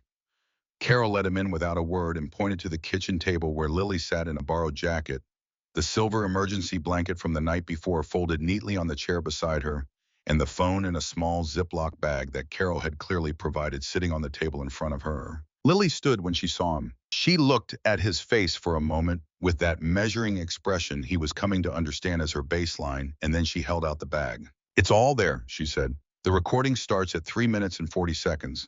The part with the names. Hawk took the bag. Hein looked at her. She looked back. Ready, he asked. Ready, she said. Outside, the first faint gray of the pre-dawn had begun to dilute the darkness above the rooftops. They walked together to Terry's bike, the snow crunching underfoot, Lily's breath making small clouds in the cold air. Hawk called Holloway as they walked. She answered on the first ring, which told him she had not been asleep. He told her about the phone. There was a pause on her end, and then she said in a voice that carried the particular quality of a federal agent, recalibrating a significant number of things very quickly. I'll meet you at the house at 6. One more thing, Hawk said. The name Pierce, Galvin Pierce, Michigan chapter Hells Angels. He paused. You need to know that name before you arrive. Another pause. I know that name, Holloway said. It's been in our investigation for 14 months. A pause. We've been waiting for a way to move on it that doesn't compromise the larger case. The recording moves it, Hawk said. Yes, Holloway said. It does. He ended the call and looked at Lily, who was looking up at the sky where the first light was beginning to turn the cloud cover from black to dark gray. What happens now, she asked. Now, Hawk said, the storm comes. He said it quietly, the way you say things you have waited a long time to say, the way you speak when you are standing on the other side of a long dark and can feel the light beginning to arrive. Your storm, Lily asked. He looked down at her. Ours, he said. They got on the bike. Terry rode east and then north toward Indian Village, and in the dark behind them, 74 Harleys had begun to move. Holloway arrived at 1407 Belmont at 5:48, 2 minutes early in the same dark coat she had worn the night before. She came alone again. Hawk was standing on the front steps with Lily at his side, the Ziploc bag in his hand, when the Suburban pulled up. He walked it to her before she reached the steps, holding it out without preamble. She took it, examined the phone through the bag, then looked at Lily. Lily looked back at her with that still measuring expression. Holloway said, you hid this through our intake processing. I told the officer I had a personal item in my shoe, Lily said. She honored my request and gave it to Carol. I didn't hide anything. Holloway absorbed this. Fair enough, she said. She looked at Hawk. I need a few minutes with the phone before the others arrive. You have a few minutes, Hawk said. Ann and Lily went inside while Holloway stood at the Suburban with the phone and the technical kit from her back seat. The sky was gray-blue now. The snow stopped the cold air absolutely still in the particular way of early morning in winter, when the city has not yet started making noise. In the house, Lily stood in the middle of the living room and looked around for the first time in daylight, or what passed for daylight through the cracked and boarded windows. She stood very still and looked at the slashed paintings, at the chandelier tilted on its chain, at the steel door under the staircase still hanging open from Hawk's forced entry 2 nights ago. She looked at it for a long time. "That's where you found me," she said. "Yes," Hawk said. She walked toward it, stopped at the threshold, and looked down into the dark at the top of the stairs. She did not go down. She just looked the way you look at something you need to see clearly before you can leave it behind. Then she turned away. "I marked every day," she said. 11 marks, one a day. She looked at Hawk. "I marked them because I decided I was going to count forward, not backward. I wasn't going to count how long I had been there. I was going to count toward the day I got out." A pause. 11 days. That's how long it took. Hawk said nothing. There was nothing to say that would be equal to it. Lily looked up at the slashed paintings on the walls, at the eyeless faces, every one of them obliterated by the same long diagonal cut. "Who did that?" she asked. "The FBI, probably, when they seized the property in 1986. He paused. "Or someone in the family before that, destroying records." He looked at the portraits with her. "The Ferraro family, every face in this house." Lily was quiet for a moment. "Isabella didn't destroy hers," she said. Hawk looked at her. "Isabella Vance," Lily said. "She wasn't a Ferraro by name. She was a Vance from her mother's side." She looked at the walls. "If her portrait was ever here, it wasn't as a Ferraro, it was as herself." A pause. "I'd like to think she took it when she left." Hawk thought about the diary, about the last entry, about "I believe the truth survives longer than the people who made it necessary." "I think she did," he said. Outside at 6:03, the first engine sound arrived. Not from the street in front. Several streets simultaneously, the low wave of displacement that comes from many engines running at the same time in organized motion.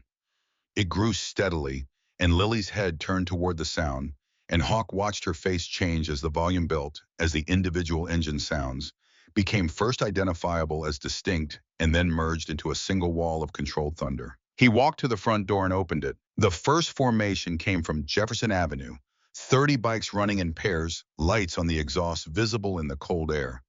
The sound filling the Indian Village block like a change in atmospheric pressure. Behind them, from the cross street to the north, another 20 bikes turned and fell in. From the east end of Belmont itself, where Malcolm Boone had been watching for vehicles the night before, 12 more emerged from the pre-dawn gray, forming a line that stretched half the block's length before the last one stopped. And from the south, past the old Episcopal church on the corner, the last formation arrived, 14 bikes riding single file, and at their head, not on the same bike as last night, but on the chapter's ceremonial road king. A chrome and black machine that Hawk knew had been ridden by every Michigan chapter president going back 30 years, rode Victor Steele. 24 bikes total, plus Viper, plus Terry. They filled Belmont Street from the front of the Ferraro mansion to the intersection, a solid formation of dark leather and chrome and exhaust in the cold air. And when Viper cut his engine, they all cut theirs within 3 seconds. The silence that followed so complete that Hawk could hear Malcolm Boone's television 2 houses down through his thin walls. Lily stood in the doorway beside Hawk and looked at the street. She was quiet for a moment. "How many?" she asked. 76, Hawk said. Another silence. "They all came for me," she asked. "They came for the right thing," Hawk said. "Which at the moment is you." Viper swung off the Road King and walked toward the house with his hands in his jacket pockets. He mounted the steps, looked at Lily for a moment, and then reached into his left jacket pocket and took out a small, stuffed bear, tin-colored, very old one, ears slightly flattened from years of handling. He held it out to her. "This belonged to a man named Danny Slater," he said. His voice was matter-of-fact, not ceremonial. "He kept it in his kit for 20 years. He said it was a reminder that there was always something worth protecting." He looked at her steadily. "It belongs somewhere that means something now. I think that's here." Lily looked at the bear. Then she took it with both hands carefully. "Thank you," she said, "not as a courtesy, as a recognition." Viper nodded and looked at Hawk. "Ferraro's people are 3 blocks east," he said. "Regrouped after last night. I have eyes on them. They're not moving yet, but they know we're here." He paused. "Dante himself is in the Mercedes. The man does not leave." "He won't need to leave," Holloway said from behind them. She had come up the walk without any of them hearing her. The Ziploc bag sealed and tagged now evidence documentation in her hand. She looked at Viper, then at the street full of bikes, and said nothing about either. "The recording establishes 3 things," she said. "Direct conspiracy to commit kidnapping. suborning witness interference in a federal investigation, and naming a named individual as an agent in the homicide of a federal informant. She looked at Hawk when she said the last part. Danny had been an informant. Hawk absorbed this. "I was going to tell me eventually," Holloway said, reading his face. "He filed with our Detroit office 14 months before he died. His contact was Agent Gerald Weaver." A pause. "Weaver retired in 2022. He came to see you 6 weeks after Slater's death." "I know," Hawk said. "Weaver believed that you deserved to know the connection," she said. "He wasn't wrong." She looked at the phone in the evidence bag. "The recording gives us Galvin Pierce by name. It gives us a direct link from Pierce to Slater's death. It gives us Dante Ferraro authorizing both the kidnapping and the homicide reference in the same conversation." She paused. "It's enough." "Enough to move now?" Hawk asked. "Yes," she said. Viper looked down the street. "Ferraro moves before you get there, it becomes a ground pursuit." "He won't move," Hawk said. Both of them looked at him. "He's waited 3 years," Hawk said. "He waited through the forfeiture dismissal, through finding Lily, through the 11 days in the basement. He's patient. He thinks he has leverage." He paused. "He came here himself last night instead of sending only his people. He's invested in seeing this through personally." He looked at Holloway. "He'll wait for someone to come to him. He'll expect to negotiate." Holloway was quiet for a moment. "You want to be the one to bring the warrant," she said. It was not quite a question. "I want to be there when you deliver it," Hawk said. "That's different." She looked at him. "Why?" Hawk thought about Danny on a gravel road outside Ypsilanti, about a folding knife under his pillow, about a $100 bill and a deed transfer document and a brass key on an evidence tag from 1986, about 11 marks on a concrete wall. "Because I was the one who opened the door," he said simply. Holloway thought for a moment, then nodded. She went back to her vehicle and made calls. The response took 11 minutes. When she returned, she had a federal warrant in her hand and 4 additional agents from the Detroit field office falling in behind her. Viper looked at Hawk. Hawk looked at the street full of bikes, at 76 men who had ridden through the night because a brother had asked them to, at Malcolm Boone's window, where the old man had finally opened the curtains and was watching with an expression that took Hawk a long moment to interpret. Really, after 38 years, something was finally finishing. He turned to Lily. She was holding Danny's bear in both hands, looking at him with those dark, steady eyes. "Stay with Viper," Hawk said. "I'll be back in 20 minutes. Lily looked at him. "I know," she said. "You always come back." He walked down the steps and into the street, and the 76 bikers parted to let him through, and Holloway fell in beside him, and together they walked 3 blocks east through the still February morning, toward a black Mercedes that was idling at the curb with its engine running, and a man inside who had spent 3 years and a great deal of patience and a significant amount of cruelty trying to reclaim something that was never truly his. The morning had not yet reached full light. The sky was the color of old silver, the buildings dark against it, the street empty except for the sound of their footsteps and the distant idle of the Mercedes. Behind them, 76 engines started in sequence and idled low, a sound like the ground itself breathing. Dante Ferraro would hear them coming. That was the point. The Mercedes was a 21EA S580 yearly dark charcoal, the kind of vehicle that communicated control through restraint, through the absence of anything flashy.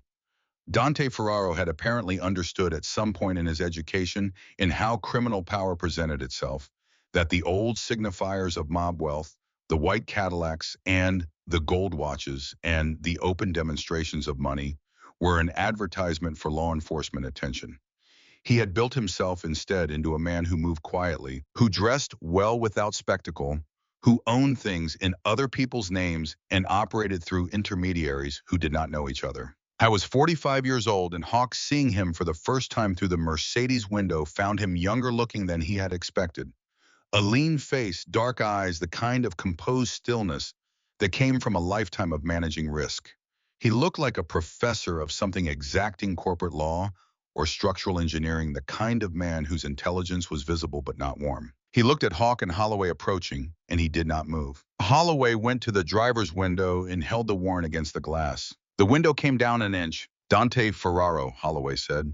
"FBI Detroit, you're under arrest. I'm going to ask you to step out of the vehicle." Dante looked at the warrant, looked at Holloway, looked at Hawk. His gaze on Hawk was particular, as the way a man looks at someone who has disrupted a plan that took years to build. Not with rage, because rage was inefficient, but with the particular assessment of someone recalculating from scratch. The property was legally acquired at public auction, Dante said. His voice was exactly as Hawk had expected. Modulated careful, the voice of someone who had been coached on what to say when this moment came.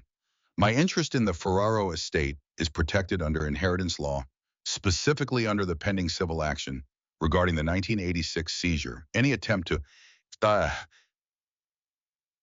the civil action was based on testimony from a cooperating witness who has now provided additional testimony, Holloway said.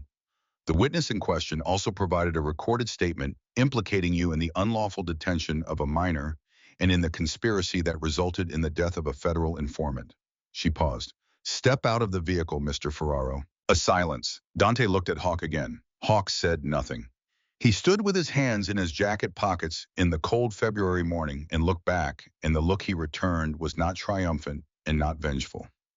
It was simply the look of someone who has arrived at the end of a long walk and found the thing they were looking for. Dante got out of the vehicle. His two security men from the front seats moved simultaneously, and Holloway's four agents moved faster, and there was a brief wordless compression of bodies and raised voices. And then the security men were on the hood with their hands secured, and Dante was standing in the street with his wrists behind him and the cuffs going on with the particular metallic click that ends certain kinds of stories. The bikers on Belmont had moved forward by this point, not aggressively, not rushed, simply present, the formation spreading to fill the east side of the block, the engines low and steady, the collective mass of them, a fact in the landscape that Dante Ferraro looked at once and then looked away from. Preston Gallagher was arrested 23 minutes later at his apartment on West Canfield, where an FBI team found him awake and dressed and apparently expecting the knock, which told Holloway something about his level of involvement and his level of resignation to its consequences. He waived his right to silence immediately and said before any question was asked that he wanted to cooperate, which was Holloway would later tell Hawk. Typically what happened when the smallest fish in a complicated arrangement understood how much colder the water was going to get. Galvin Pierce was found at the chapter clubhouse on East 7 Mile, which was where Viper had expected to find him, having kept him in sight through the night, using two members Pierce did not know were watching. Pierce was escorted out of the clubhouse by Viper personally in a moment that Hawk was not present for and did not ask about, and delivered to Holloway's team at the precinct.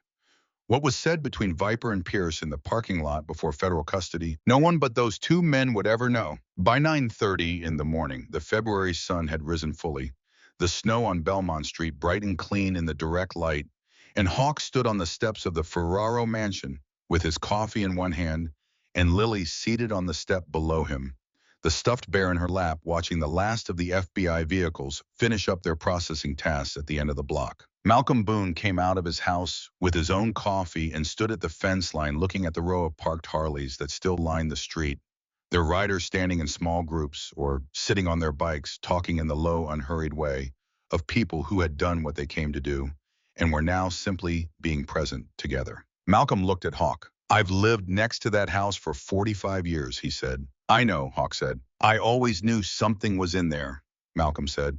Something unfinished. He looked at the house, at its cracked brick and its eyeless stone angels and its blackened oak door standing open in the February light. I think it's finished now. Hawk thought about Isabella Vance writing in the dark in careful handwriting, trusting that the truth would survive longer than the people who made it necessary. I thought about Lily counting 11 marks. I thought about Danny Slater, who had been curious and careful and kind, and who had started this chain of consequential events with 8 months of patient inquiry and the decision to tell the truth to someone who could use it. I thought about a brass key on an evidence tag from 1986 and $100 and what a man could find when he was only looking for a roof. Yeah, Hawk said. I think it is. Lily looked up at him. What happens now? She asked. She had asked him this before, the same words, and he had given her a different kind of answer each time.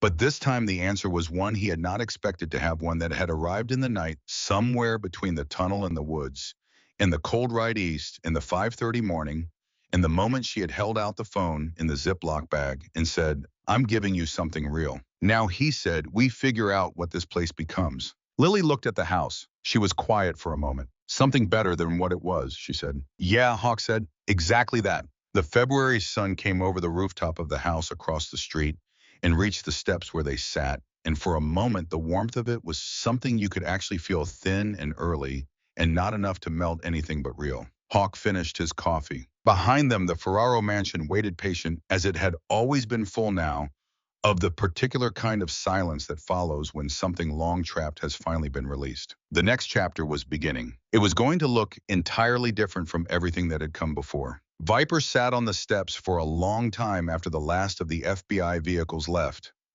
He held his helmet in both hands and looked at the street, at the tire marks in the slush, from the 76 bikes, at the indentations in the snow along the curb where the formation had stood for 2 hours without moving.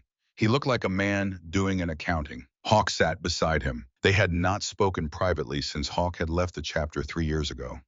Not a falling out, not an argument, not a formal separation. Just the gradual withdrawal of a man who needed distance from everything that reminded him of what he had lost. Viper had not pushed. He was not a man who pushed. He understood the difference between giving someone space and abandoning them. And he had communicated that understanding through the particular silence of a man who leaves a door open without saying so. Now Hawk sat beside him on the steps of the Ferraro mansion in the February morning, and neither of them said anything for a while. Then Viper said, "Danny would have come to this house eventually." Hawk looked at him. "He knew the property was significant," Viper said. "He had the address in his notes when he died. We found it when we went through his things." He paused. He had a theory about the missing child from the Isabella Vance diary, although he didn't know about the diary itself. He had found the same financial records by a different path through the Gallagher firm's property filings. He looked at the house.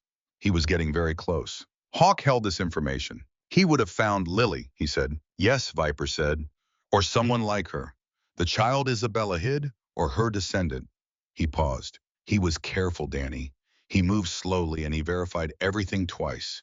He would have found the right person eventually and brought them to the right people, and the whole structure would have come down. He looked at Hawk sideways. "You found her faster." Hawk thought about $100 bill and a brass key and a mattress on a living room floor. "I wasn't trying to find anything," he said. "I know," Viper said. "That's why you found it."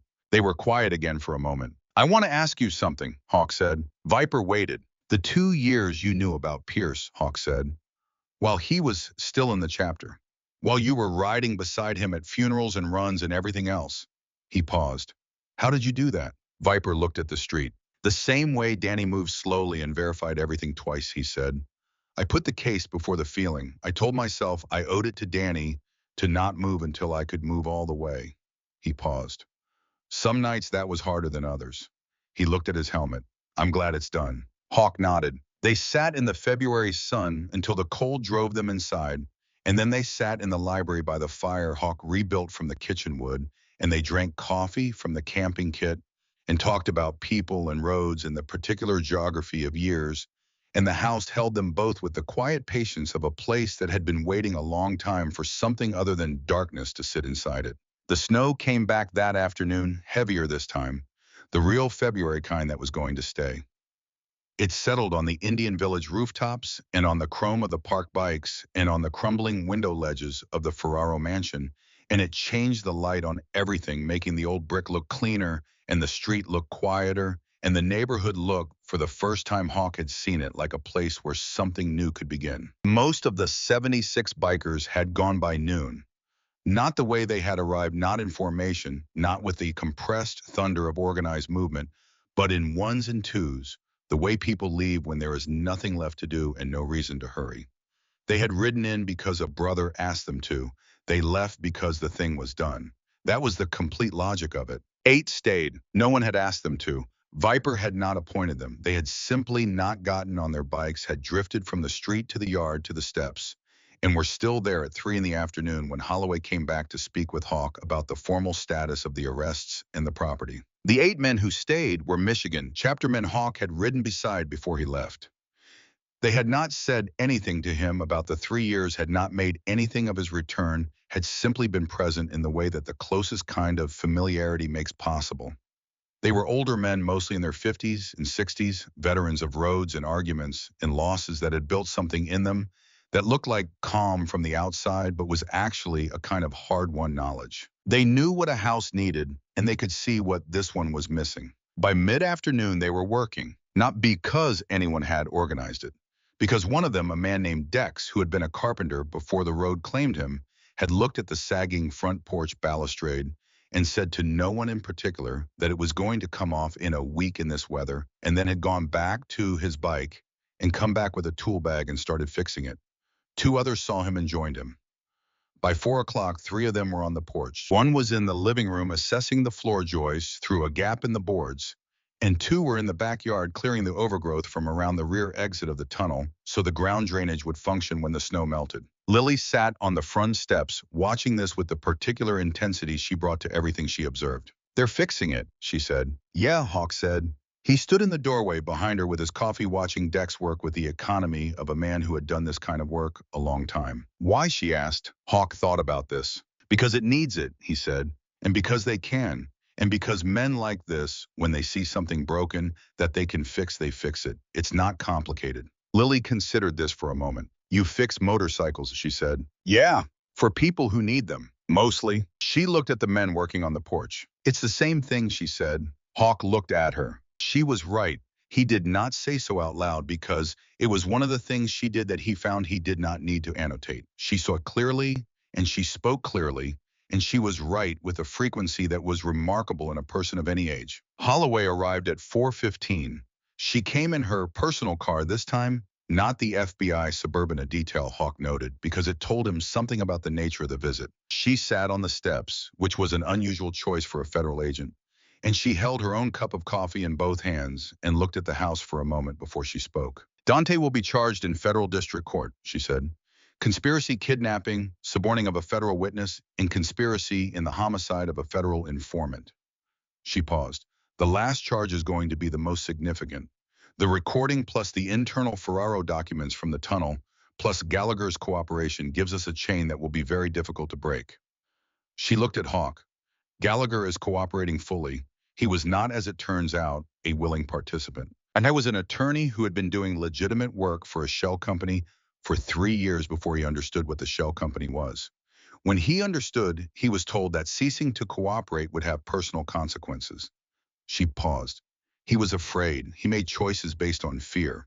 He'll face charges, but they'll be reduced in exchange for his testimony."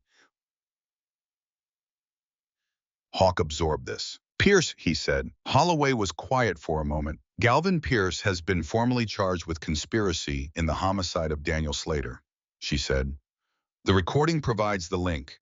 He'll be in federal custody for the foreseeable future." She looked at her coffee. "I know what that means to you." Hawk said nothing. "It won't bring him back," Holloway said. "No," Hawk said. "But it means he's accounted for," she said. "What happened to Danny Slater is accounted for." She paused. "The Bureau should have protected him better. We should have moved faster when Weaver flagged the threat. I can tell you that an internal review is being opened, but I know that doesn't change what happened." Hawk looked at the street where the bikes had been parked all morning, now mostly empty, the snow showing the clean lines of tire tracks in the slush. "Danny knew the risks," he said. "He made his own decisions." He paused. "I just needed to know who and why." He looked at Holloway. "Now I know." She nodded. There was a silence between them that was not uncomfortable. "The property," Holloway said, "the deed transfer stands. It's yours. The Ferraro estate claim has been formally rejected by the civil court, pending the new criminal charges which effectively suspends the inheritance litigation indefinitely." She paused. "The frozen assets remain with the state. Lily has no legal claim to them and no standing to make one, which is in this case a protection rather than a deprivation." She looked at Lily, who was listening with her usual unembellished attention. "You're not a legal instrument, Lily. You're a child. The law in this case is on your side." Lily looked at her. "I know," she said. "I didn't want the money. I wanted it not to be the reason someone kept trying to get me." Holloway looked at her for a moment. "I understand that," she said quietly. She stood, finished her coffee, and looked at Hawk. "There's a formal guardian petition process," she said. "Given that you've been identified by the child as her primary secure attachment, the state will likely support a temporary guardian designation for you pending a full assessment." She paused. "I'm not the right person to advise you on that process, but I can tell you that Carol Dixon is one of the best foster placement coordinators in the state, and she's already filed a supportive statement." She looked at Lily. "The assessment will take time. Do the work. Show up for every appointment. Let the system do what it does slowly and carefully, and it will get to the right place. She left. Hawk sat down on the step beside Lily. They were both quiet for a while. Do you want to stay here? Lily asked finally. In this house? Hawk looked at the house, at the cracked brick and the broken angels and the massive dark wood door standing open in the cold air. The interior visible now in the late afternoon light, the mosaic floor, and the tilted chandelier in the library doorway where the bookshelf had been moved and not replaced. I thought about what Malcolm had said. That house swallows people. I thought about what Lily had said, something better than what it was. I thought about what the 8 men currently working on the porch and the yard and the floor joists were doing without being asked because they could. Yeah, he said, I want to stay here. Lily nodded slowly. Then we should fix it, she said. Hawk looked at her. We, he said. She looked at him with those dark, steady eyes. You said I should call it ours, she said. He had said that. On the bike in the dark riding toward her, he had said ours. Yeah, he said. I did. She settled back against the step, the stuffed bear in her lap, and looked at the street. Then we fix it, she said. The work took 3 weeks. It started with the 8 men and grew the way things grow when they are plainly needed and the right people see them. Word traveled through the Hells Angels network in a way that was not organized and could not be organized.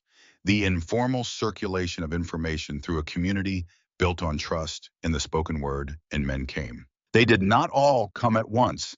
They came in pairs and in small groups, driving in from Ohio and Indiana and Pennsylvania, staying a few days each, bringing tools and skills, and the particular work ethic of people who had spent their lives doing things with their hands in conditions that were rarely ideal. A retired electrician from Columbus who rewired the entire first floor in 4 days. 2 brothers from Fort Wayne who rebuilt the second floor balcony railing from scratch, sourcing period-appropriate iron stock from a salvage yard in Pontiac. A man from Pittsburgh who had done masonry work before the road and who pointed and remortared the worst sections of the east-facing brickwork in 2 long cold days of scaffold work. No one was paid. No one was asked. No one needed to be asked. Lily observed all of it systematically moving through the house as it changed, asking questions of the men, working when she had questions, and sitting quietly when she did not. She had a notebook, a proper composition notebook that Hawk had bought her, and she kept notes in it in small, precise handwriting that when Hawk saw a page of it by accident, struck him with an eerie familiarity. The same careful hand, the same economy of language, a different generation's version of the same instinct to record. I didn't say anything about it. Some resemblances are better held quietly. On the 7th day, a woman arrived from the state's Department of Health and Human Services, a caseworker named Sheila Hendricks, who wore sensible shoes and asked very direct questions and spent 4 hours at the property, observing and interviewing and reviewing the documentation Hawk had accumulated. She was neither warm nor cold, which Hawk appreciated. She was thorough and fair, which he appreciated more. At the end of her visit, she sat at the library table, which now had 4 functioning chairs and a lamp, and she looked at him with the expression of someone who has seen a great many situations and is assessing this one without sentimentality. You have a criminal record, she said. Yes, he said. Multiple charges from the period of your full club membership. Assault disorderly, 1 weapons charge that was dismissed. She looked at the file. Nothing in the past 6 years. Nothing at all. That's correct, he said. You have no experience with children, she said. Not before this week, he said. Sheila Hendricks looked at him for a moment. She sat outside your room last night, Sheila said. In the hallway. I saw her through the door when I used the bathroom at 2 in the morning. She was sitting in the hallway with her notebook, not doing anything, just sitting. She paused. I asked her why she wasn't in her room. She said she was making sure you were still there. She looked at him steadily. You understand what that means? Hawk understood. It means she needs consistency, he said. People who stay. Yes, Sheila said. That's what it means. She looked back at her file. I'm going to recommend the temporary guardian designation be extended and that a formal petition for permanent guardianship be opened. She paused. The process is long. There will be home visits and assessments and requirements you'll need to meet. You'll need to complete a certified guardian training program and demonstrate stable housing and income. She looked at the house around her, at the newly rewired lights and the refinished floor in the front hall, and the smoke-stained fireplace that someone had cleaned and relined with proper mortar. The stable housing is becoming apparent. She paused. The income will need to be documented. I fix motorcycles, Hawk said. I can document it. She stood. One more question, she said. What would you name this if you were going to give it a name? He looked at her. The house, she said. There's a city designation process for historic properties and community use registrations. If this property were to become something beyond a private residence, you'd need a name for the registration. Hawk thought about Isabella Vance writing in the dark, trusting that the truth survived. About the name V carved into the leather cover of the diary. About the way Lily had looked at the slash portraits and said she hoped Isabella had taken her own portrait when she left. Vance House, he said. Sheila Hendricks wrote it down. On the 14th day, the playground went in. It was Dex's idea, which surprised no one. He had seen the backyard, assessed the cleared ground left by the tunnel exit work, and said simply that a space like this needed something growing in it that wasn't weeds. Two other men drove up from Detroit's eastern side with a truck bed full of reclaimed lumber hardware and a set of swing hardware, new in the package. By evening of the same day, there were two swings, a small climbing structure, and a sandbox, built to a standard that Hawk thought would outlast the house itself. Lily stood at the back door and looked at it for a long time. I've never had a swing set, she said. You have one now, Hawk said. She went out and sat in the left swing and pushed herself gently back and forth for 10 minutes without speaking, and Hawk stood at the back door and watched, and the February cold was still there, but the light on her face was warmer than the temperature should have allowed, for which he thought had something to do with relief and with the particular quality of things that arrive at exactly the moment they become necessary. On the 21st day, Malcolm Boone came through the front gate at 9 in the morning with a ceramic pot full of tulip bulbs and a hand spade. He looked at the front yard, which was still scraggly grass and old snowmelt, and he looked at the foundation line, and he made a series of decisions without consulting anyone. And he spent 2 hours on his knees in the cold planting bulbs along the entire front of the house in a pattern that he said would be invisible until April and then would be unmistakable. When he was done, he came inside and accepted the coffee Hawk gave him and looked around the first floor with its new light and its refinished floors and its straight-hung curtains in the windows and its smell of plaster and fresh paint and wood smoke from the fire. He said nothing for a while. Then he said, my wife lived in this neighborhood for 30 years and never stopped being afraid of what was in this house. She died in 2015. He held his coffee cup. I'd like her to have known it was going to be this. Hawk said nothing. There was nothing to say that would add to it. Malcolm finished his coffee and went home. On the morning of the 22nd day, Hawk drove Lily to Jefferson Elementary School, 4 blocks north on Mack Avenue. He had spent 2 weeks on the enrollment paperwork, the documentation of temporary guardianship, the school health records, the assessment request. He had sat at the library table in the evenings with a legal pad and worked through each form, methodically asking Lily questions when he needed to and cross-referencing documents when he could. She had sat across from him during several of these sessions doing her own homework. From the worksheets, a retired teacher named Margot Keller, a friend of Carol Dixon's, had been providing since the second week. The February morning was clear and cold, the sky that particular bright blue that appears in Detroit, sometimes in the last weeks before March, a blue that feels like a promise of something. They walked the 4 blocks together, Lily with her backpack in her composition notebook, and the stuffed bear in a side pocket of the bag, Hawk with his hands in his jacket pockets, their breath visible in the cold air. At the school entrance, Lily stopped and looked at the door. She was very still for a moment. He waited. He had learned in 3 weeks that she processed things in her own time, and that waiting was the right response. Then she looked up at him. Do you think anyone will know? She asked. Know what? He said. About the house. About where I was. She looked at the school door. About any of it. Hawk thought about this. Some people might know some of it eventually, he said. The trial will be public. There'll be reporting. He paused. But none of that is who you are. It's things that happen to you, which is different. He looked at her steadily. You're the girl who counted 11 days with a nail and came out with a recording and told the truth clearly enough for the FBI to act on it. That's who you are. Lily looked at him. My grandmother said that that's the difference, she said, between what happens to you and what you do with it. Your grandmother was right, Hawk said. Lily nodded, once turned to the door and walked in. She paused at the threshold, turned back and said, I'll be here at 3:15. I'll be here at 3, Hawk said. She went in. He stood on the sidewalk in the cold for a moment, then turned and walked back the 4 blocks to Vance's house. The tulip bulbs were invisible in the front bed. The new porch railing was straight and clean.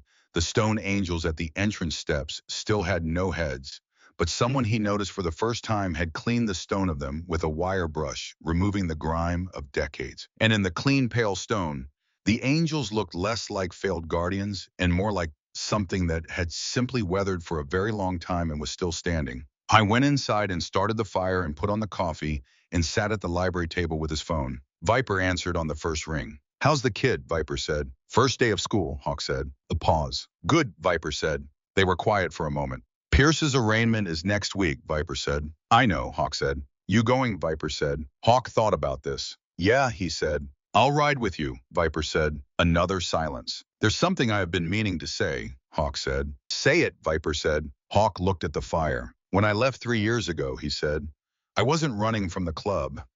I was running from what happened to Danny, because I thought if I had stayed closer to him, if I had stayed in the road captain role, if I had been there that night."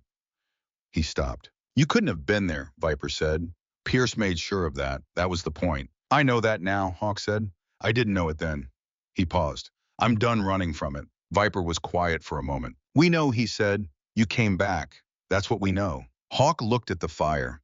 The wood decks had stacked in the kitchen passage, freshly replenished from a cord he had bought from a neighbor, burned steady and clean in the restored fireplace. "I need to stay here," Hawk said. "The guardian petition, the house, the kid." He paused.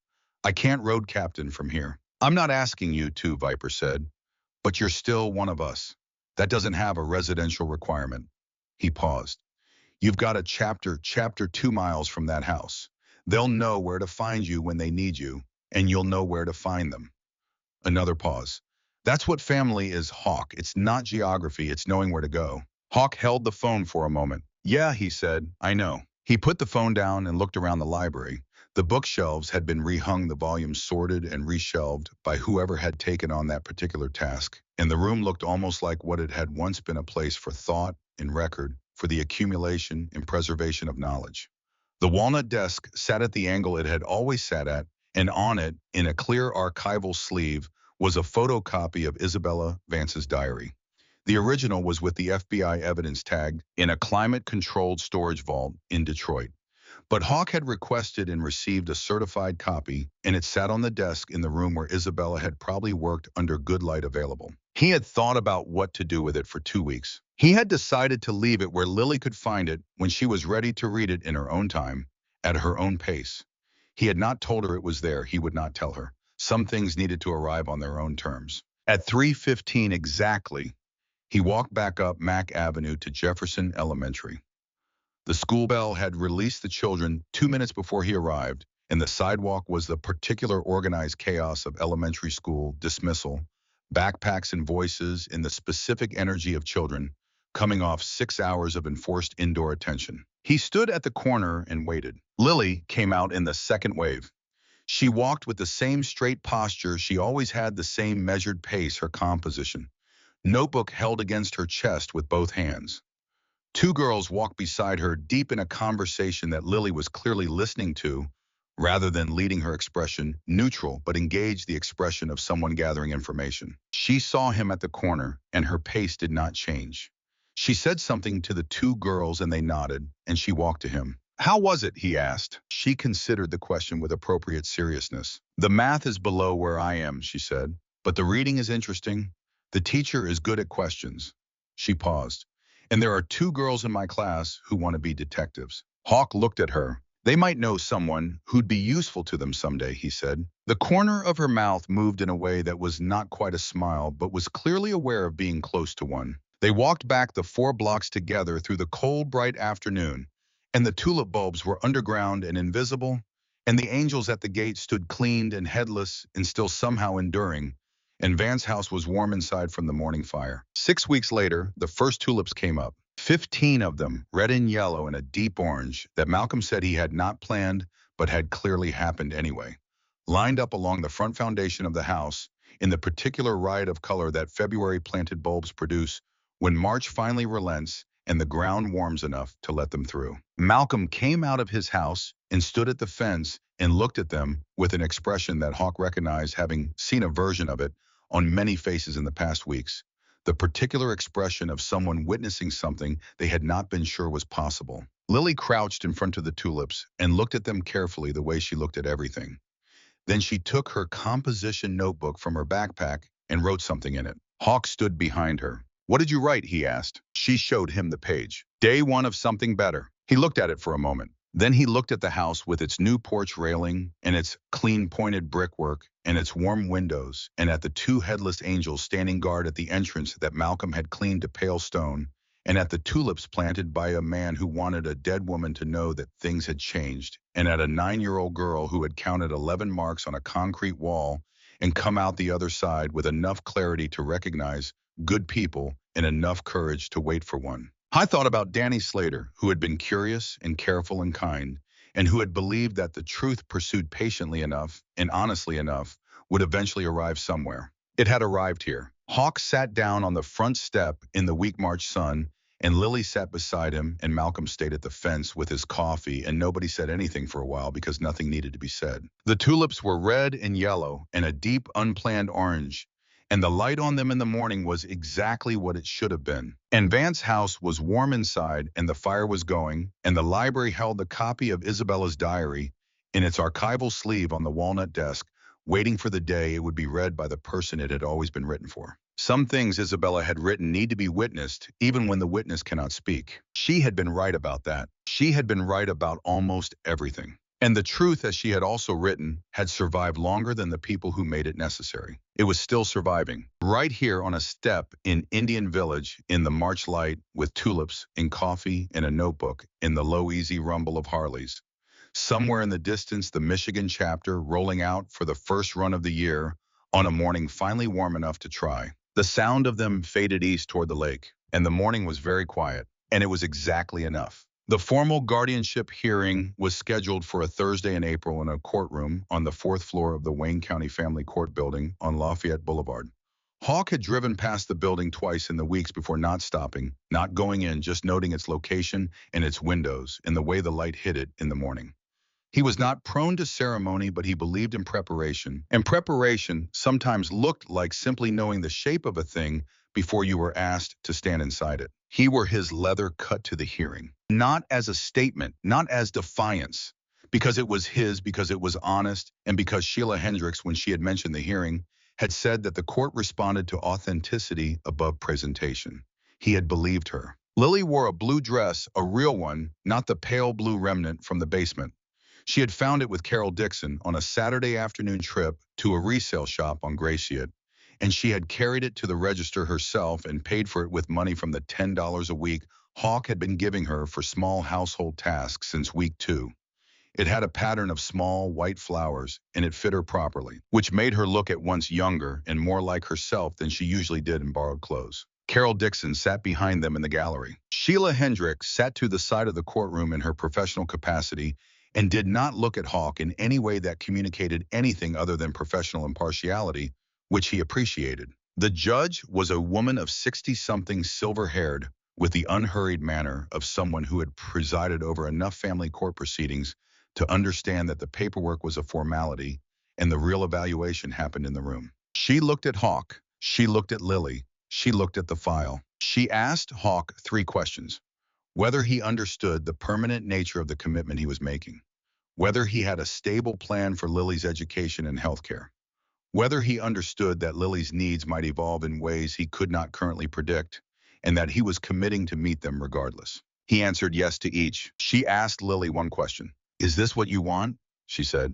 Lily looked at the judge with her steady dark eyes. "Yes," she said, simply, without elaboration. The judge looked at her for a moment, the particular look of someone assessing whether a child's certainty is genuine or performed. She appeared to arrive at a conclusion. She signed the documentation. Hawk looked at the papers in his hand as the clerk handed them across. The document stated in formal legal language that Cole Thomas Briggs was appointed permanent guardian of Lily Vance, Briggs minor age 9, and that all rights and responsibilities attached thereto were formally granted. Lily Vance Briggs. She had chosen the name herself in conversation with Sheila Hendricks 2 weeks before the hearing, and had told Hawk only on the morning of the hearing, standing in the kitchen at Vance's house while he made eggs and she made toast in the same tone she used when stating facts about motorcycles or math. "I'm keeping Vance as my middle name," she had said, "because of Isabella.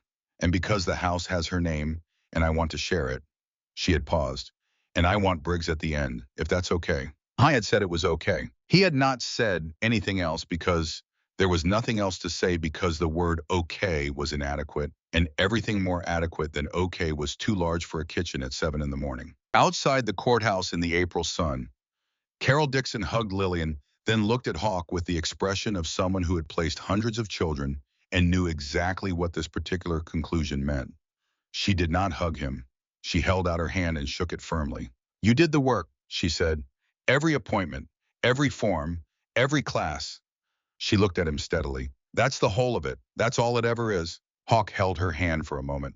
Thank you, he said. She nodded and walked to her car with the brisk efficiency of a woman who had other children waiting. Hawk and Lily stood on the courthouse steps in the April sun. She looked at the city around them, at the cars and the buildings and the sky, the particular blue that April brought to Detroit before summer changed it to something heavier and hotter. What do we do now? She asked. Hawk thought about it. Go home, he said. I've got 3 bikes to finish this week. You've got a history project due Friday. He paused. And Malcolm said he'd come over for dinner tonight if we asked. Lily looked at him. Okay, she said, but I want to stop at the bookshop on the way, the one on Kercheval. What for? She looked at him with that measuring expression. There's a book about the 1986 FBI investigations in Detroit, she said. I saw it last week. I want to read it. A pause. I'm old enough to know the history of things I'm part of. Hawk looked at her. At 9 years old, and she had more clarity about who she was and what she came from than most adults he had known. Yeah, he said. Okay. They walked down the courthouse steps in East on Lafayette toward the Kercheval bookshop. Lily with her notebook under her arm and her composition book in her bag, and her new name on a legal document in Hawk's jacket pocket.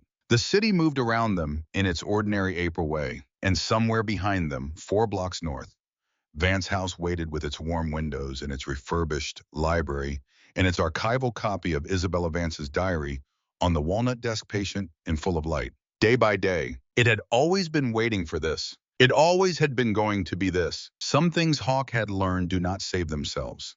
They wait for the right people to walk through the right doors at the right moment, and then they change. And the change is irreversible. And the darkness that had occupied them is simply gone the way darkness always goes when the light is steady enough and stays long enough. I had bought a house for $100. He had found a child counting days with a nail. He had called his family, and his family had come. And in the space between those 3 true things, everything else had followed. That was the whole of it. That was everything. The trial of Dante Ferraro opened on a Wednesday in late May in the federal courthouse on Michigan Avenue. Hawk attended with Viper on the first day, and on the day that Lily's recorded testimony was entered into evidence. He did not attend every day. Holloway kept him informed of the major developments, not as a courtesy, he thought, but because she had come to understand that this case had threads running through it that the official record could not fully describe, and that the people holding those threads deserved to know where they went. The prosecution's case was methodical and thorough. The recorded conversation from the phone Lily had hidden in her dress provided the direct conspiracy evidence. The tunnel documents, the financial routing list, and Preston Gallagher's cooperation testimony provided the structural evidence for 3 decades of criminal enterprise continuation. Galvin Pierce's cooperation negotiated in exchange for a reduced charge provided the direct linkage to Danny Slater's death. Pierce testified on the 4th day. He was a compact man of 43 who walked into the courtroom with the particular bearing of someone who has made a decision they are not proud of and is committed to executing it regardless. He sat in the witness chair and answered questions in a flat, even voice, and did not look at Hawk in the gallery, which Hawk thought was the right decision for both of them. The testimony was what it was. Clear, detailed, devastating. Pierce had passed Danny's identity and his investigation timeline to a Ferraro intermediary through Gallagher's law firm. He had been paid. He had told himself various things about it that had not held up in the 3 years since Danny died on a gravel road outside Ypsilanti. Hawk sat in the gallery and listened and kept his face still. Viper sat beside him and was equally still, which meant something different for Viper, who had carried the knowledge of Pierce's betrayal for 2 years in the way a man carries something that costs him daily. After the session on the courthouse steps, Viper stood beside Hawk in the May sun and was quiet for a long time. Then he said Danny would have liked how it ended. Hawk thought about this. He would have liked the kid, he said. He'd have thought she was something. Yeah, Viper said. They stood for another moment. You want to ride, Viper said. Hawk thought about the 3 bikes waiting in the garage at Van's house, about Lily's history project due Friday, about Malcolm's standing dinner invitation, about the documentary rhythm of a life that had found its shape. Not today, he said, but soon. Viper nodded. That was sufficient. Dante Ferraro was convicted on all counts 11 days later. The verdict came back in the afternoon, and Holloway texted him a single word: done. He read it standing in the Vance house garage with grease on his hands in a frame he was halfway through rebuilding, and he stood still with the phone for a moment, then put it back in his pocket and finished the weld he had been lining up. That evening, he told Lily. She was at the library, cleaning with her history project. The book about the 1986 FBI investigations opened beside her notes. Her composition, notebook filling with the careful, small handwriting that still startled him every time he saw it. She looked up when he told her. She was quiet for a moment. Good, she said. Then she looked at him. Are you okay? I thought about the question, which was the right question, asked in the right way. Yeah, he said. I think I am. She nodded and looked back at her work. There's leftover soup on the stove, she said. Malcolm sent it over this afternoon. Hawk got a bowl and sat across from her at the table, and they worked in the warm library in the way they had developed over months separately and together, the fire going, the books on the shelves, the evening coming down outside the windows. It was an ordinary evening. It was the best kind of ordinary. The community response to Vance House came slowly, the way trust comes slowly in neighborhoods that have been let down enough times to become careful. It began with a small article in the Detroit Free Press in early March, written by a reporter named James Keller, who had covered the Dante Ferraro arrest and had, in the course of his research, come across the history of the Ferraro mansion and the story of the bikers who had rebuilt it. The article was careful and factual and ran with a photograph of the house's new front porch and the tulips just beginning to come up along the foundation. The response surprised Hawk. Letters came to the house, actual physical letters from people in the neighborhood and from people across the city who had seen the article and had something to say. Many of them were from older residents who remembered the Ferraro family and the fear that had attached to their name for decades, who wrote to say that they had driven past the house and seen the lights in the windows and felt something they did not always have a word for. Some of them said peace. Some of them said relief. One letter was from a woman in her 70s who had grown up in Indian Village in the 1960s and who wrote that her mother had crossed to the other side of Belmont Street every time she walked past the Ferraro mansion, without exception, for 30 years. That her mother had died without ever seeing it change, but that she, the daughter, had driven past it that March and seen the tulips and the clean porch and the lights, and she had pulled over and sat in her car and cried for about 10 minutes, and she wanted whoever lived there now to know that. Hawk read this letter at the library table and sat with it for a while. Lily was doing her homework across from him. She looked up at his expression. What does it say? She asked. He read it to her. She listened with her notebook closed and her hands in her lap. She cried for 10 minutes, Lily said. Yeah, Hawk said. Lily thought about this. We should write back, she said. They wrote back. They wrote back to every letter, Hawk composing the drafts and Lily editing them with the particular directness she brought to anything involving language. She had strong opinions about clarity, which was something she had gotten from Isabella Vance, he thought, or perhaps from whatever in her nature had always known that honest words were a form of protection. The woman who had cried in her car wrote back again and then came to the house on a Saturday in April, a stout, silver-haired woman named Frances, who brought a cast-iron pot of white bean soup and spent an hour at the kitchen table talking with Malcolm, who had come for his usual Saturday coffee, about the neighborhood they had both grown up in and the changes they had both witnessed and what it meant that the house on Belmont had finally changed. Frances became a regular visitor. She brought other neighbors. The kitchen table at Van's house began to function as a kind of informal gathering point on Saturday mornings.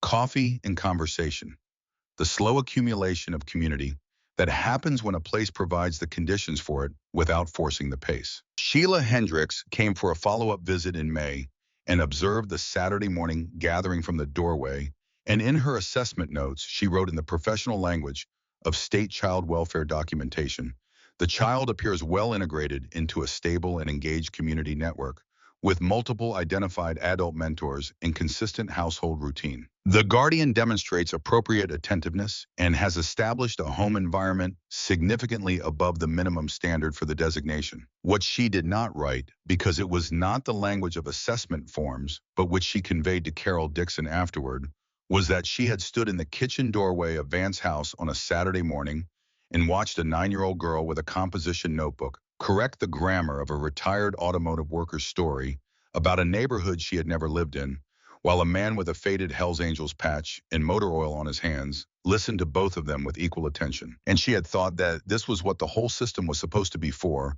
and rarely actually was. Lily turned 10 in June. Hawk made the birthday breakfast wrong 3 times before Dex, who had become a frequent presence at the house, and who turned out to have unexpectedly refined opinions about pancakes, stepped in and produced a stack that met whatever standard Lily had formed from the memory of a birthday breakfast she had described to Hawk once as the last good morning before things went wrong. Viper came, Terry came, Malcolm came, Carol Dixon came with Frances, who brought the white bean soup again, which was apparently her contribution to every occasion. Lily sat at the kitchen table, surrounded by people who had found their way into her life through the various improbable chains of consequence that had begun with $100 bill and a brass key on an evidence tag.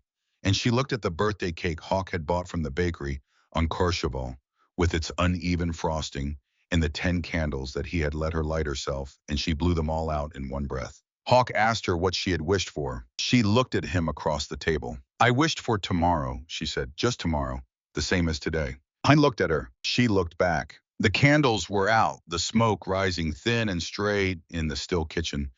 Air and outside the June light was long and golden through the kitchen windows, and the house was full of the sound of people who had found each other. I thought about Isabella Vance in the dark, writing in careful handwriting, trusting that the truth survived. I thought about Danny Slater, curious and careful and kind. I thought about a nail and 11 marks and a phone in a Ziploc bag, and a girl who had decided to count forward, not backward. I thought about 76 bikes on Belmont Street in the February dark and $100 in a door. I said, "Me too." And that was the truth of all of it, simple and sufficient and exactly right. Just tomorrow, the same as today.